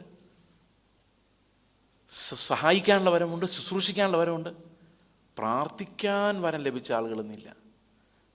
അതിന് കാരണം, ഞാൻ പോയി ദൈവത്തോട് പ്രാർത്ഥിക്കുമ്പോൾ, മോനെ ഇതല്ല ഇതിൻ്റെ റൂട്ട്, 10% നീ കൊണ്ടേ പാസ്റ്ററിന് കൊടുത്തിട്ട് പാസ്റ്ററോട് പ്രാർത്ഥിക്കാൻ പറ എന്ന് ദൈവം പറയുന്നത് നിങ്ങളൊന്ന് സങ്കല്പിച്ച് നോക്കി. Will that happen? എന്താ വേണ്ടത്? നോ. നമ്മൾ പ്രാർത്ഥനയിൽ നിന്നും ഒഴുകിപ്പോയിരിക്കുന്നു. കാരണം നമുക്ക് വേണ്ടി വേറൊരാൾ പ്രാർത്ഥിച്ച് കാര്യം നടത്തി തരും. അഭിഷിക്തൻ. എനിക്ക് എൻ്റെ പിതാവിനെ അറിയില്ല, പക്ഷെ അഭിഷിക്തൻ്റെ പ്രാർത്ഥനയിലാണ് എൻ്റെ വിശ്വാസം. എൻ്റെ മക്കൾ അമേരിക്കയിൽ പോകണമെങ്കിൽ, എൻ്റെ മക്കളുടെ ജോലി ശരിയാകണമെങ്കിൽ ക്രിസ്തു അതിൻ്റെ പുറകെ നടക്കുമല്ലെന്ന് എനിക്കറിയാം. പക്ഷെ അഭിഷിക്തന്മാർ ഇന്ന് പലതും അതിൻ്റെ പുറകെ നടക്കുന്നത്. അതുകൊണ്ടാണ് നിങ്ങൾക്ക് ക്രിസ്തുവിനേക്കാളും ഈ അഭിഷിക്തന്മാരെ കൂടുതൽ ഇഷ്ടം. കാരണം അവർക്ക് നമ്മുടെ അതേ സ്വഭാവമാണ് ഉള്ളത്. മനസ്സിലാവുന്നുണ്ട് ഒഴുകിപ്പോക്ക് എങ്ങോട്ടാന്ന്? ഓക്കെ. അപ്പോൾ ഇവിടെ പറഞ്ഞിരിക്കുന്നത്, ഇങ്ങനെ നമ്മൾ ഒഴുകിപ്പോയാൽ എത്ര സീരിയസ് ആണത്. നമ്മൾ എങ്ങനെ ദൈവത്തിൻ്റെ കോപത്തിൽ നിന്ന് തെറ്റി ഒഴിയുന്ന, ഇത്രയും വലിയ സ്നേഹം തന്നിട്ട് ആ കർത്താവിനെ സ്നേഹിക്കാതെ, അവൻ്റെ ജീവൻ തന്നെ നമുക്ക് ഊറ്റി തന്നിട്ട് അവനെ സ്നേഹിക്കാതെ, അവൻ്റെ അടുത്ത് പോയിരിക്കാതെ, അവനിൽ നിന്ന് കേൾക്കാതെ നമ്മൾ മനുഷ്യരിലേക്കും പ്രസ്ഥാനങ്ങളിലേക്കും പ്രോഗ്രാമുകളിലേക്കും ഒഴുകുമ്പോൾ ദൈവത്തിൽ നിന്ന് തന്നെയാണ് നമ്മൾ ഒഴുകിപ്പോകുന്നത്. ഓക്കെ. അപ്പോൾ ഇവിടെ പറഞ്ഞിരിക്കുന്ന അടുത്ത തിയോളജിക്കൽ കാര്യം ഇതാണ്. ഇതും യേശുക്രിസ്തുവിൻ്റെ ദൈവത്വത്തെയും മനുഷ്യത്വത്തെയും കുറിക്കുന്ന കാര്യങ്ങളാണ്. എബ്രായ ലേഖനത്തിലെ പ്രധാന തീം അതാണ്. നമ്മൾ ഇന്ന് അതാണ് മെയിനായിട്ട് സംസാരിക്കുന്നത്. അതിനിടയിൽ പല വിഷയങ്ങൾ വരുന്നു എന്നുള്ളതേ ഉള്ളൂ. 5-ാം വാക്യത്തിൽ പറയുന്നു, നാളെ നമ്മൾ കർത്താവ് യേശുക്രിസ്തുവിൻ്റെ മഹാപൗരോഹിത്യ ശുശ്രൂഷയെക്കുറിച്ചായിരിക്കും കാണുന്നത്.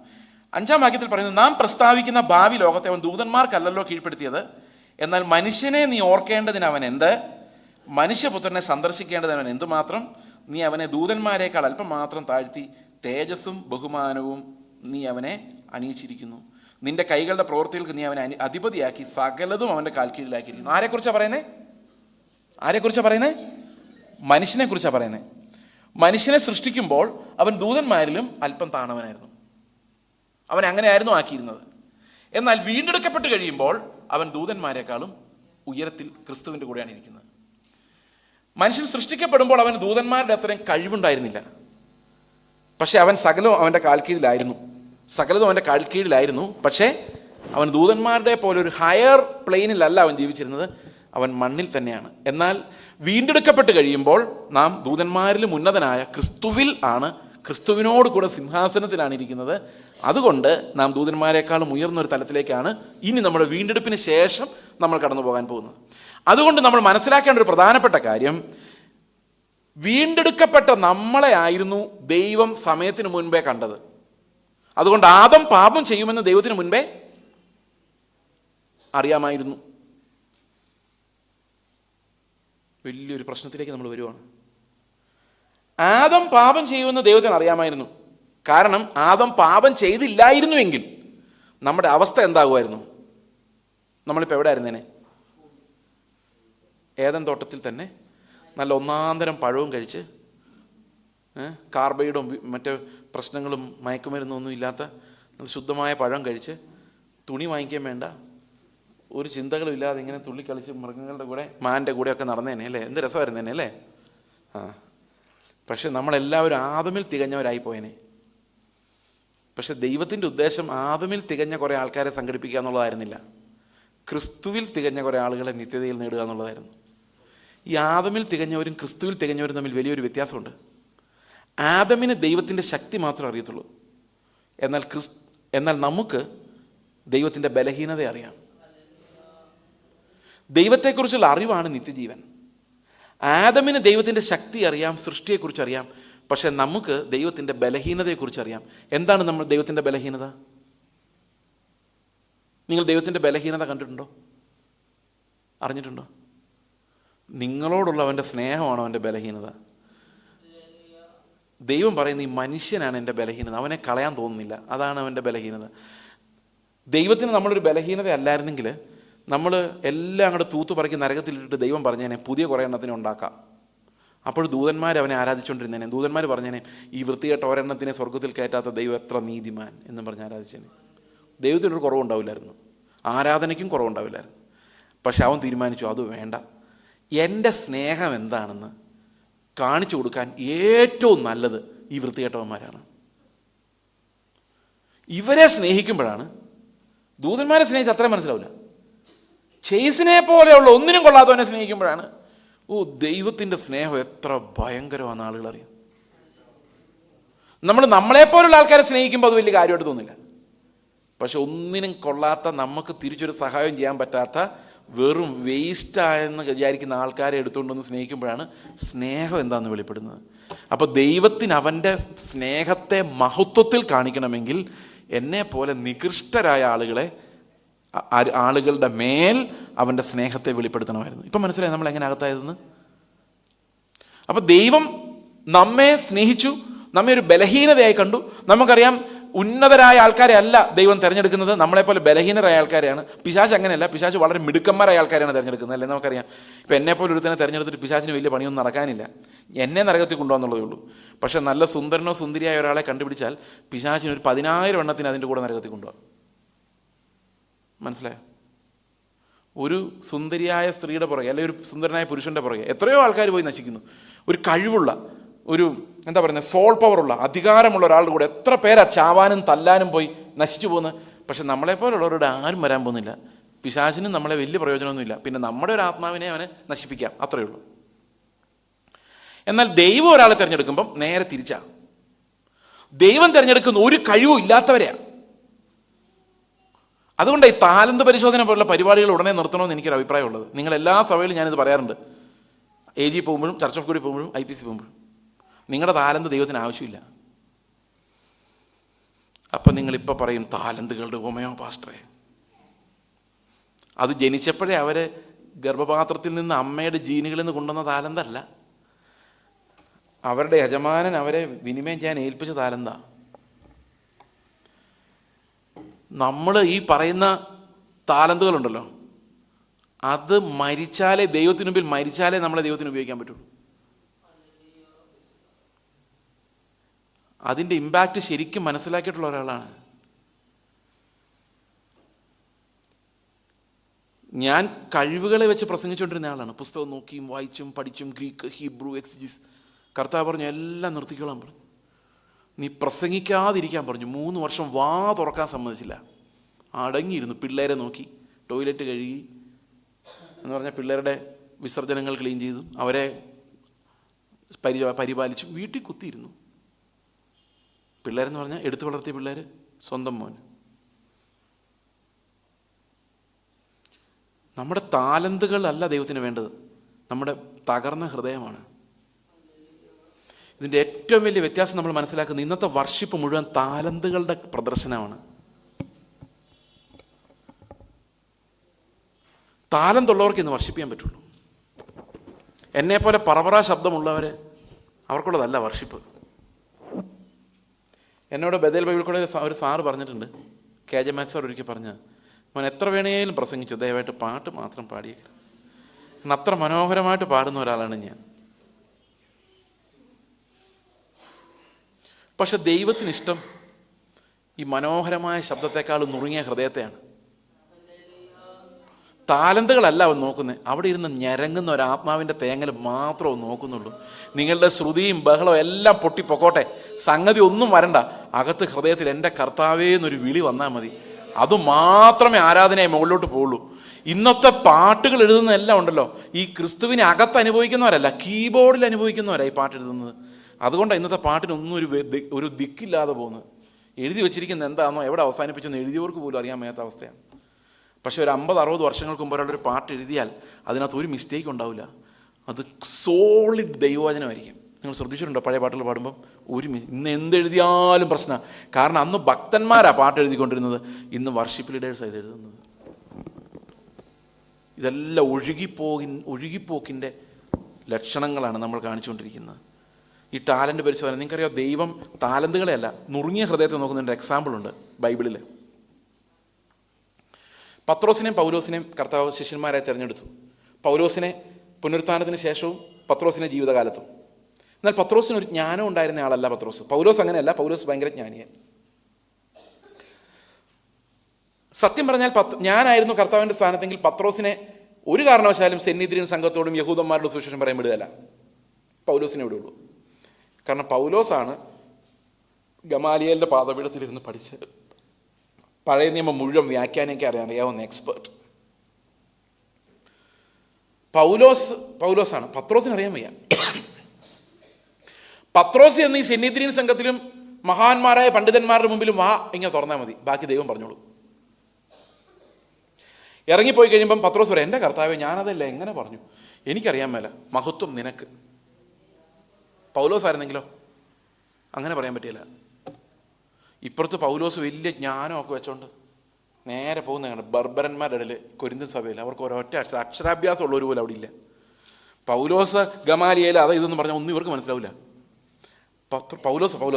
പൗലോസ് പറയാണ്, അതുകൊണ്ട് പ്രസംഗത്തിൻ്റെ ബോഷത്വത്താൽ അവൻ ഒത്തിരി സാധനം ഉണ്ട്, പക്ഷെ അവനൊന്നും പറയാൻ പറ്റുന്നില്ല. മനസ്സിലാവുന്നുണ്ടോ? അപ്പൊ ദൈവം തിരഞ്ഞെടുക്കുന്നത് അവൻ്റെ മഹത്വത്തെ ഏതെല്ലാം പാത്രങ്ങളിൽ കാണിക്കാൻ പറ്റുമോ അങ്ങനെയുള്ള നുറുങ്ങിയ പാത്രങ്ങളെയാണ് ദൈവം, ശൂന്യമായ പാത്രങ്ങളെയാണ് ദൈവം തിരഞ്ഞെടുക്കുന്നത്. അങ്ങനെ വരുമ്പോൾ നമ്മൾ നിറയുന്ന മുഴുവൻ ദൈവത്തിൻ്റെ ശക്തിയായിരിക്കും, നമ്മുടെ സ്വയത്തിൽ നിന്ന് വരുന്ന കാര്യങ്ങളായിരിക്കില്ല. അപ്പോൾ ഇവിടെ പറഞ്ഞിരിക്കുന്ന മനുഷ്യനെ ഓർക്കേണ്ടതിന് അവനൊന്നുമില്ല. എന്നാൽ നിത്യതയിൽ അവൻ നോക്കിയപ്പോൾ 8-ാം വാക്യത്തിൽ പറയുന്നത്, നീ അവനെ അധിപതി, നിന്റെ കൈകളുടെ പ്രവൃത്തികൾക്ക് നീ അവനെ അധിപതിയാക്കി. അതായത് ദൈവം എല്ലാത്തിനെ സൃഷ്ടിച്ചു, ലോകത്തുള്ളതെല്ലാം ദൈവത്തിൻ്റെ സൃഷ്ടിയാണ്. അവനെ നീ അതിന് അധിപതിയാക്കി, സകലവും അവൻ്റെ കാൽ കീഴിൽ ആക്കിയിരിക്കുന്നു. ഓക്കെ, അടുത്ത നോക്കിയേ, സകലവും അവനെ കീഴാക്കിയതാൽ ഒന്നിനെയും കീഴ്പ്പെടാതെ വിട്ടിട്ടില്ല. എന്ന് പറഞ്ഞാൽ ലോകത്തിലുള്ള സകലതും മനുഷ്യൻ്റെ കാൽ കീഴിലാകുന്നു. എന്നാൽ ഇപ്പോൾ സകലവും അവന് കീഴ്പ്പെട്ടതായി കാണുന്നില്ല. ഓക്കെ, അപ്പോൾ ഇത് കാണുന്നില്ല, ഇത് നമുക്ക് അനുഭവിക്കാൻ പറ്റുന്നില്ല. അപ്പോൾ ദൈവത്തിൻ്റെ നിയമം എന്താ? സകലതും മനുഷ്യൻ്റെ കാൽ കീഴിലാകണമെന്നാണ്. പക്ഷെ നമുക്ക് അനുഭവിക്കാൻ പറ്റുന്നില്ല. അത് നമ്മുടെ ഒരു എക്സാമ്പിൾ ഞാൻ പറഞ്ഞാൽ, എന്നോട് ഒരാളൊരിക്കൽ ചോദിച്ചു, ബ്രദറെ, നമ്മൾ ഇതെല്ലാം സൃഷ്ടിയും ദൈവം നമ്മൾ സൃഷ്ടിച്ച് നമുക്ക് തന്നതല്ലേ, നമുക്ക് ഇഷ്ടംപോലെ ഇത് ഉപയോഗിച്ചുകൂടെ ഇവിടുത്തെ സൃഷ്ടിയൊക്കെ? അതിനെന്താ കുഴപ്പം? സമ്പത്തെങ്കിൽ സമ്പത്ത്, ഇതെല്ലാം നമുക്ക് ഉപയോഗിക്കാൻ വേണ്ടിയല്ലേ ദൈവം തന്നിരിക്കുന്നത്. അപ്പോൾ ഞാൻ പറഞ്ഞു, ദൈവം സൃഷ്ടിച്ചപ്പോൾ ഇതെല്ലാം നമുക്ക് ഉപയോഗിക്കാവുന്ന രീതിയിലായിരുന്നു, എന്നാൽ ഇപ്പോൾ ഇത് നമുക്ക് ഉപയോഗിക്കാവുന്ന ഒരു പരിസ്ഥിതിയിലല്ല ഉള്ളത്. അതിൻ്റെ കാര്യം എന്താണെന്ന് വെച്ച് കഴിഞ്ഞാൽ, ഞാനൊരു സ്റ്റോറി അതിനുവേണ്ടി നിങ്ങളോട് പറയാം. ഒരു പട്ടാളക്കാരൻ, ഇന്ത്യൻ പട്ടാളക്കാരനെന്ന് വിചാരിച്ചോ, അദ്ദേഹം ഒരു പാകിസ്ഥാനി പട്ടാളക്കാരനെ യുദ്ധത്തിൽ പിടിച്ചു, തടവുകാരനായിട്ട് പിടിച്ചു. എന്നിട്ട് അവൻ്റെ കമാൻഡറെ ഫോൺ ചെയ്യാണ്, സർ, ഞാൻ പാകിസ്ഥാനിൽ നിന്നൊരു തടവുകാരനെ പിടിച്ചിട്ടുണ്ട്, പട്ടാളക്കാരനെ.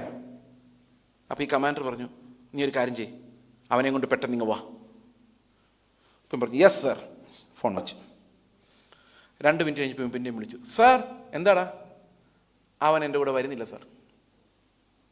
അപ്പോൾ ഇവൻ പറഞ്ഞു, എന്നാ ഒരു കാര്യം ചെയ്യ്, നീ അവനെ വിട്ടിട്ട് നീ ഇങ്ങ് വരാൻ പറഞ്ഞു. അപ്പം പിന്നെയും ഫോൺ വെച്ചു, യെസ് സാർ. 2 മിനിറ്റ് കഴിഞ്ഞപ്പോൾ പിന്നെയും വിളിച്ചു, എന്താടാ? സാർ, അവൻ എന്നെ വിടുന്നുമില്ല. ആരെയാണ് പിടിച്ചേക്കുന്നത്?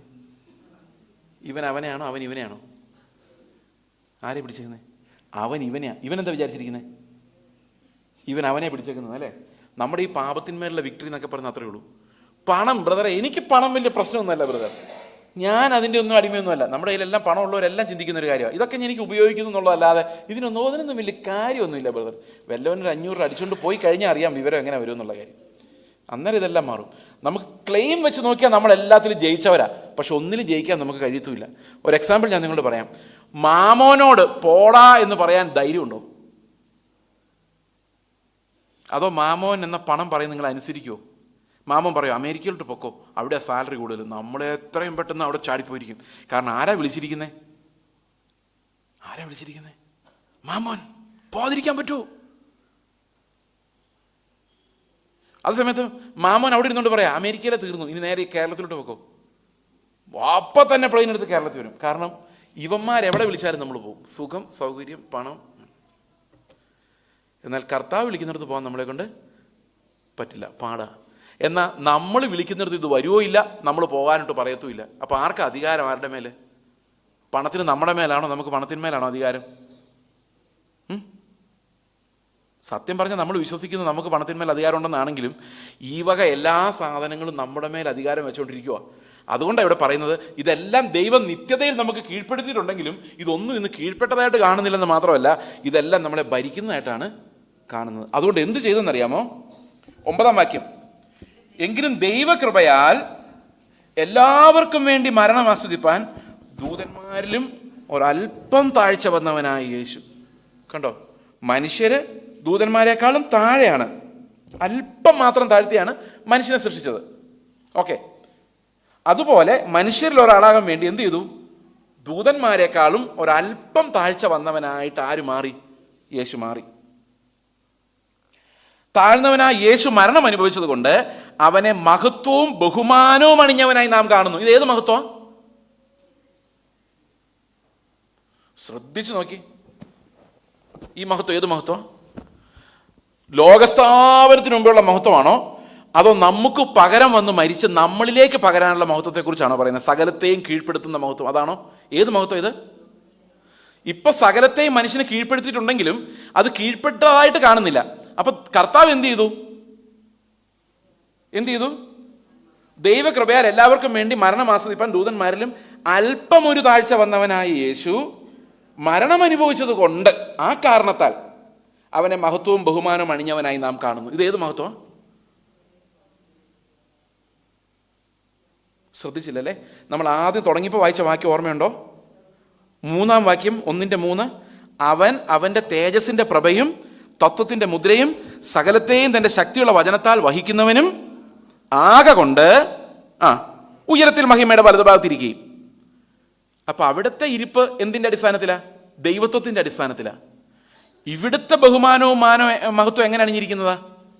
അവൻ മനുഷ്യനായി, ദൂതന്മാരിലും താഴ്ച വന്നവനായി, ഭൂമിയിൽ ഇറങ്ങി വന്ന ഒരു മനുഷ്യനായി ജീവിച്ച് മരണത്താൽ അനുസരണത്തെ തികച്ചിട്ട് അവൻ അങ്ങനെ നേടിയ മഹത്വവും ബഹുമാനവും അണിഞ്ഞ് അവിടെ ഇരിക്കുക. എന്തിനു വേണ്ടിയാണെന്നറിയോ? സകലത്തെയും മനുഷ്യനെ കീഴ്പ്പെടുത്തിയതാണ്. ഇപ്പോൾ അങ്ങനെ കാണുന്നില്ല. അതുകൊണ്ട് അങ്ങനെ ആക്കാൻ വേണ്ടി കർത്താവ് എന്ത് ചെയ്തു? നമ്മളിലേക്ക് പകരാൻ പറ്റുന്ന ഒരു മഹത്വത്തെ അവൻ നേടിയെടുത്തു. എങ്ങനെ നേടിയെടുത്തു? കഷ്ടം സഹിച്ച് അനുസരണം പഠിച്ച് തികഞ്ഞവനായി. ഈ വാക്യം നിങ്ങൾക്ക് പറഞ്ഞാൽ മനസ്സിലായോ? ഞാൻ ഒന്നും കൂടെ വിശദീകരിക്കാൻ ശ്രമിക്കാം. Just 1 minute remaining, 1 or 2 minutes. ഞാനിതൊന്ന് വിശദീകരിക്കാൻ ശ്രമിക്കാം. അതായത് ഈ സീൻ ഇങ്ങനെയാണ്, ഇതിൻ്റെ കാഴ്ച എങ്ങനെയാണ്? നമുക്കെല്ലാം കീഴ്പ്പെടുത്തുക എന്നുള്ളതാണ് ദൈവത്തിൻ്റെ ഇഷ്ടം. ആർക്ക്? ദൂതന്മാരിലും അല്പം താഴ്ച വന്നവരായ നമുക്ക് ഇതെല്ലാം കീഴ്പ്പെടുത്തുക. ഏതാ? ദൈവത്തിൻ്റെ കയ്യാൽ മെനഞ്ഞ മറ്റെല്ലാ സാധനങ്ങളെയും. മനുഷ്യൻ സൃഷ്ടിയുടെ ഏറ്റവും മുകളിലുള്ള ആളായതുകൊണ്ട് ദൈവത്തിൻ്റെ കയ്യാൽ മെനഞ്ഞ മറ്റെല്ലാ കാര്യങ്ങളെയും മനുഷ്യനെ കീഴ്പ്പെടുത്തണമെന്നായിരുന്നു ദൈവത്തിൻ്റെ ആഗ്രഹം. അതാണ് ദൈവത്തിൻ്റെ വിധി, അതാണ് ദൈവത്തിൻ്റെ തീരുമാനം. അതിനെ മാറ്റാൻ പറ്റത്തില്ല. അപ്പോൾ ഒരു കാലത്ത് ഈ സൃഷ്ടി മുഴുവൻ ആരുടെ കീഴിൽ വരണം? മനുഷ്യൻ്റെ കീഴിൽ വരണം. ഓക്കെ, പക്ഷെ അങ്ങനെ ഇപ്പം കാണുന്നില്ല. ഇപ്പം നേരെ തിരിച്ച് മനുഷ്യനെ ഈ സൃഷ്ടിയിട്ട് ഓടിക്കുന്നതാണ് കാണുന്നത്, അല്ലേ? നേരത്തെ സിംഹങ്ങളോട് ഇങ്ങോട്ട് വാളാന്ന് പറയുന്ന മനുഷ്യൻ ഇപ്പോൾ ഒരു പാറ്റയെ കണ്ടിട്ട് നാട് നീളെ ഓടുന്നതാണ് കാണുന്നത്. തിരിച്ചാ. എങ്ങനെയായിരുന്നു സത്യത്തിൽ വേണ്ടത്? പാറ്റ നമ്മളെ കൊണ്ട് ഓടണമായിരുന്നു. അത് ഓടിക്കോളും, പക്ഷെ നമ്മൾ ഓടും. അപ്പോൾ ഇതൊന്നും കീഴ്പ്പെടുന്നതായിട്ട് കാണുന്നില്ല. പശു കുത്താൻ വരുന്നു, ഓടിച്ചിട്ട് കുത്തുക, നമ്മൾക്ക് കീഴ്പ്പെടുന്നില്ല. ഇവിടുത്തെ പശു അങ്ങനെ കുത്തുന്നില്ല. കേരളത്തിലെ പശു ഓടിച്ചിട്ട് കുത്തുന്നത്, വേറെ ഒരു നാട്ടിലെ പശു അങ്ങനെ കുത്താറില്ല.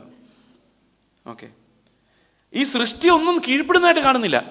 പക്ഷെ ശരിക്കും ദൈവത്തിൻ്റെ വിധി എന്തോ? കീഴ്പ്പെടുത്തണമെന്നാ. എന്തുകൊണ്ടാണ് നമുക്ക് കീഴ്പ്പെടാത്തത്? ഒരു മഹത്വം ഇല്ല, അത് പോയി. പാപം ചെയ്തപ്പോൾ എന്ത് സംഭവിച്ചു? ഈ മഹത്വം അങ്ങ് പോയി. മഹത്വം ഇല്ലാത്തതുകൊണ്ട് സിംഹം നോക്കുമ്പോഴും പാറ്റ നോക്കുമ്പോഴും അപ്പുറത്തിരിക്കുന്ന പൂച്ചയും ഇപ്പുറത്തിരിക്കുന്ന മനുഷ്യനും തമ്മിൽ വലിപ്പത്തിലല്ലാതെ വേറൊരു വ്യത്യാസമില്ല. ഒരു മഹത്വവും ഇവനിൽ കാണാനില്ല. അതുകൊണ്ട് കർത്താവ് എന്ത് ചെയ്തു? അവൻ ദൂതന്മാരിലും താഴ്ച വന്ന മനുഷ്യരിൽ ഒരാളായിട്ട് താഴ്ന്ന ഭൂമിയിലേക്ക് ഇറങ്ങി വന്ന് അനുസരണത്താൽ അതാണ് മനുഷ്യത്വം. യേശുവിൻ്റെ മനുഷ്യത്വത്തെക്കുറിച്ച് പറയുന്നത്.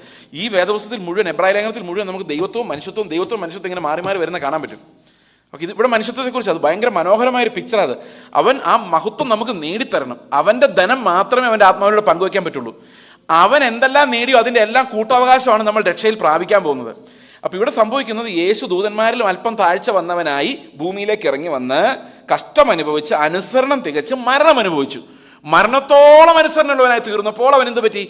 ആ തികച്ച അനുസരണത്തിൻ്റെ മഹത്വവും മാനവും, വിശുദ്ധിയുടെ, തേജസ്സിൻ്റെ, നീതീകരണത്തിൻ്റെ മഹത്വവും മാനവും അവൻ അണിഞ്ഞു. എന്തിനു വേണ്ടി അത് അണിഞ്ഞത്? അത് നമ്മളിലേക്ക് പകർന്ന് നമ്മളെ ഈ സൃഷ്ടിയുടെ എല്ലാം മുകളിൽ സ്ഥാപിക്കാൻ വേണ്ടിയാണ്. മനസ്സിലാവുന്നുണ്ടല്ലോ ഇപ്പോൾ പറഞ്ഞത്? ഓക്കെ. അത് ഓർക്കുമ്പോൾ അതിൻ്റെ സങ്കടം എന്താണെന്നറിയോ? സകലത്തിനും ലാക്കും കാരണബോധനമായവൻ.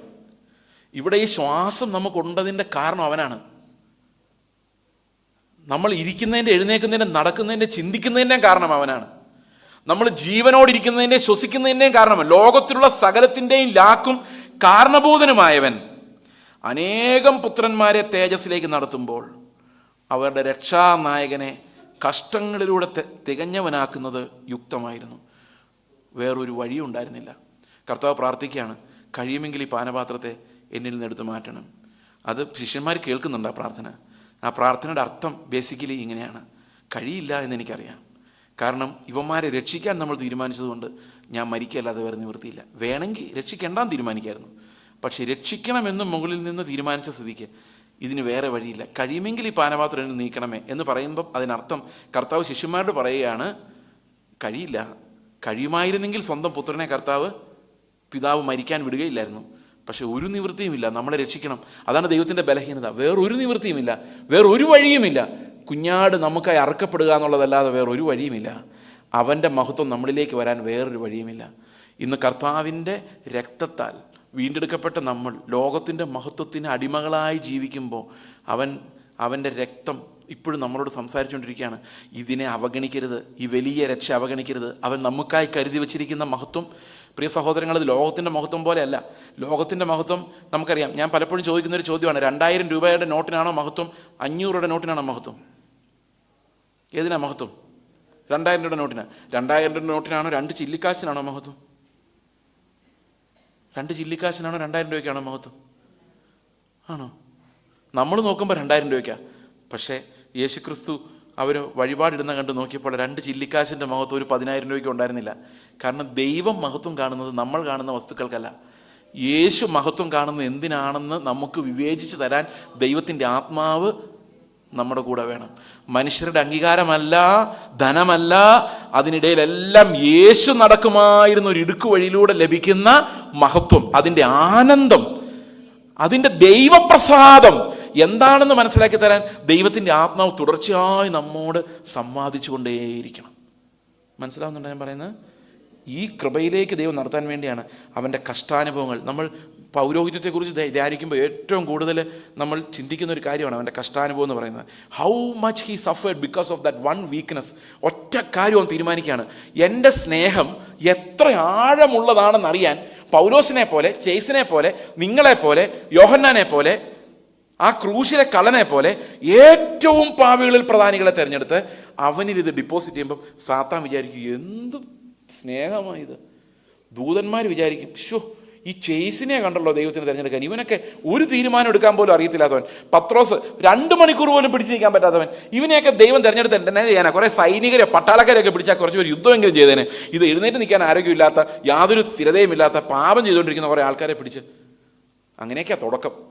പക്ഷേ ഇതിൻ്റെ അവസാനം എങ്ങനെയാണെന്ന് വെച്ച് കഴിഞ്ഞാൽ നമ്മളെല്ലാം യേശുക്രിസ്തുവിനെ പോലെ അനുരൂപരായി അതേ തേജസ്സും വെച്ചുകൊണ്ട് സ്വർഗത്തിലേക്ക് നടക്കുന്ന കാണുമ്പോൾ ദൂതന്മാരെല്ലാം, നിങ്ങൾ വിചാരിക്കുന്നുണ്ടോ ദൂതന്മാർ എഴുന്നേറ്റ് വന്നിട്ട് ചേസ് അങ്ങോട്ട് ചെല്ലുമ്പോഴേക്കും നല്ലവനും വിശ്വസ്തനുമായ ദാസൻ വന്നിരിക്കുകയാണ്, നമുക്ക് എല്ലാവർക്കും എഴുന്നേറ്റ് കൈയടിച്ച് ചില ചർച്ചകളിൽ അങ്ങനെയുണ്ട്. എനിക്ക് അങ്ങോട്ട് അതൊരു അസ്വസ്ഥത ഉണ്ടാക്കുന്നൊരു കാര്യമാണ്. ഞാനിപ്പോൾ അത് പറയുന്ന ആരെങ്കിലും കേട്ട ഇനിയെങ്കിലും പണി ചെയ്യില്ലെന്ന് പറയാൻ വേണ്ടിയാണ്. നമുക്ക് കൈയടിച്ചൊന്ന് സ്വാഗതം ചെയ്യാം. ആർക്ക് കൈയടിക്കാൻ?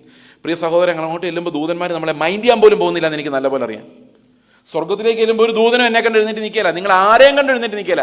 കാരണം അവന്മാർ കണ്ടുകൊണ്ടിരിക്കുക നമ്മൾ എന്തോരം ഉണ്ടായിരുന്നു എന്ന്. ഞാൻ ഇന്ന് അവിടെ ചെന്ന് നിൽക്കാനുള്ള കാര്യം മുഴുവൻ ഈ കുഞ്ഞാടിൻ്റെ രക്തവും വിയർപ്പും അധ്വാനവും നിലവിളിയും പിതാവിൻ്റെ സന്നിധിയിലുള്ള പക്ഷപാതവും കരച്ചിലുമാണെന്നുള്ള കാര്യം ദൂതന്മാർ കണ്ടുകൊണ്ടിരിക്കുന്നത്. അവർ പറയും, ഇതുപോലെയുള്ള ഇവന്മാരെ രക്ഷിച്ചുകൊണ്ട് വന്ന കുഞ്ഞാട് എത്ര വലിയവൻ. അതാ പുതിയ നിയമ ആരാധനയുടെ മഹത്വം മുഴുവൻ ആ കുഞ്ഞാടിൻ്റെ യാഗത്തിലാണ്. നമ്മളെ തേജസ്സും മാനവും ഉള്ളവരായി, ക്രിസ്തുവിലുള്ളവരായി, പിതാവിൻ്റെ സന്നിധിയിൽ ക്രിസ്തു നമ്മളിൽ നിറഞ്ഞവരായി പ്രസന്റ് ചെയ്യാൻ വേണ്ടി അവൻ അനുഭവിച്ച കഷ്ടങ്ങളുടെ ആ ഒരു വലിയ ഭാരം നിറഞ്ഞ, ആ ഒരു വേദന നിറഞ്ഞ ആ ഒരു പൗരോഹിത്യത്തെക്കുറിച്ചാണ് നമ്മൾ ഈ എബ്രായ ലേഖനത്തിൽ ഏറ്റവും കൂടുതൽ കാണുന്നത്. Pain and suffering and death of Christ. അതെന്തു വേദനയോടെ നമുക്ക് വേണ്ടി അവൻ അർപ്പിച്ചു. നമ്മൾ ലോകത്തേക്ക് നോക്കുമ്പോൾ, ചുറ്റും നോക്കും. കഴിഞ്ഞ ഒരാൾ എന്നോട് പറഞ്ഞാണ്, കർത്താവിനെക്കുറിച്ച് ഓർത്തിട്ട് എനിക്ക് സങ്കടം തോന്നുന്നു. ഇത്രയും പ്രാണൻ കൊടുത്ത് രക്ഷിച്ചിട്ട് തിരിച്ച് ഒരു മിനിമം സ്നേഹം പോലും സ്നേഹിക്കാൻ പറ്റാത്ത അല്ലേ നമ്മുടെ അവസ്ഥ. We love something else more than him. ആ ഒരു അവസ്ഥയിൽ ദൈവം നമ്മളെ രക്ഷിക്കട്ടെ. Increasingly may God help us to focus on Christ. അവനിലേക്ക് ശ്രദ്ധ തിരിക്കാൻ ദൈവം നമ്മളെ അവൻ്റെ കഷ്ടാനുഭവങ്ങളിലേക്ക്, അവൻ്റെ ക്രൂശിലേക്ക് വീണ്ടും വീണ്ടും അത് ഓർമ്മിപ്പിക്കപ്പെടുവാൻ, അവൻ്റെ മനുഷ്യത്വം, അവൻ എങ്ങനെ മനുഷ്യനായി മാറി. ദൂതന്മാർ നിങ്ങളൊന്ന് ആലോചിക്കണം, ഒറ്റ മിനിറ്റ്. ദൂതന്മാർ എങ്ങനെ ആരാധിച്ചുകൊണ്ടിരുന്നോ? മുഖം പൊത്തി ആരാധിച്ചുകൊണ്ടിരുന്ന കർത്താവ് ദൂതന്മാരിലും താണവനായി വരുന്നത്. ഈ ദൂതന്മാരിങ്ങനെ നോക്കിക്കൊണ്ടിരിക്കുക, എൻ്റെ കർത്താവെ, നമ്മൾ മുഖത്ത് നോക്കാൻ പറ്റാതിരുന്ന ഈ കർത്താവല്ലേ ഈ ഒന്നിനും കൊള്ളാത്ത മനുഷ്യരുടെ കൂടെ താഴെ ഇറങ്ങി നിൽക്കുന്നത്. ദൂതന്മാർ വിറയലോട് ഉറ്റു നോക്കിക്കൊണ്ടിരിക്കും, ഇവൻ എന്തായി കാണിക്കുന്നത്? നമ്മളെക്കാൾ താണവനായി പോയല്ലോ, അവൻ വിശക്കുന്നവന്, ദാഹിക്കുന്നവന്. ഇതൊന്നും ഇല്ലാതിരുന്ന ഉന്നതങ്ങളിൽ വസിച്ചിരുന്ന ദൈവം തിരിച്ചവനാ മഹത്വത്തിലേക്ക് ഇത്രയും കുഞ്ഞുങ്ങളെയും കൂടെ പ്രവേശിപ്പിക്കുമ്പം ദൂതന്മാർ തുള്ളിച്ചാടി ആരാധിക്കുക. സകല ജനങ്ങളിൽ നിന്നും ദൈവത്തിന് പുരോഹിത വർഗത്തെ ഉണ്ടാക്കാൻ വേണ്ടി അറുക്കപ്പെട്ട കുഞ്ഞാടിന് സകല മഹത്വവും സ്തോത്രവും. നമുക്ക് പ്രാർത്ഥിക്കാം. ഞങ്ങളുടെ സ്വർഗ്ഗസ്ഥ പിതാവേ, അങ്ങയുടെ രക്ഷയുടെ ആ വലിയ ചിത്രം കർത്താവ്, അങ്ങ് അനുഭവിച്ച ആ വേദനകളുടെ ചിത്രം, അങ്ങ് കൊടുത്ത വിലയുടെ ചിത്രം കർത്താവ് ഞങ്ങളുടെ അന്തരാത്മാവിൽ പതിപ്പിക്കുവാൻ അവിടുത്തെ ആത്മാവ് ഞങ്ങളിൽ പ്രവർത്തിക്കണമേ. ഞങ്ങൾ അങ്ങയോടല്ലാതെ വേറെ ഒന്നിനോടും സ്നേഹമില്ലാത്തവരായി കർത്താവ് അങ്ങയെ മാത്രം പ്രതിഷ്ഠിക്കുന്നവർ, അങ്ങയെ മാത്രം സ്നേഹിക്കുന്നവരാക്കി കർത്താവെ ഞങ്ങളെ അവിടുന്ന് മാറ്റണമെന്ന് പ്രാർത്ഥിക്കുന്നു. ഞങ്ങളുടെ കണ്ണുകളെ തുറക്കണമേ കർത്താവ്, ഞങ്ങളുടെ ചെവികളെ തുറന്ന് അവിടുന്ന് പറയുന്ന കേൾക്കുവാൻ ഞങ്ങളെ സഹായിക്കണമേ കർത്താവെ. അവിടുത്തെ മഹാപൗരോഹിത്യത്തെ മനസ്സിലാക്കുവാൻ കർത്താവെ, അവിടുന്ന് ദൈവമായിരിക്കെ ഞങ്ങളെ രക്ഷിക്കുവാൻ, ഞങ്ങളെ സകലതും ഞങ്ങൾക്ക് കീഴാക്കുവാൻ ദൂതന്മാരെക്കാളും താഴ്ച വന്നവനായി ആരാധനകളെല്ലാം ഉപേക്ഷിച്ച്, മഹത്വമെല്ലാം ഉപേക്ഷിച്ച് താഴേക്ക് ഇറങ്ങി വരുവാൻ കർത്താവെ അവിടുന്ന് കാണിച്ച കരുണയ്ക്കായിട്ട് സ്തോത്രം, നന്ദി പറയുന്നു, മഹത്വപ്പെടുത്തുന്നു കർത്താവായ യേശുക്രിസ്തുവിൻ്റെ നാമത്തിൽ തന്നെ. ആമേൻ.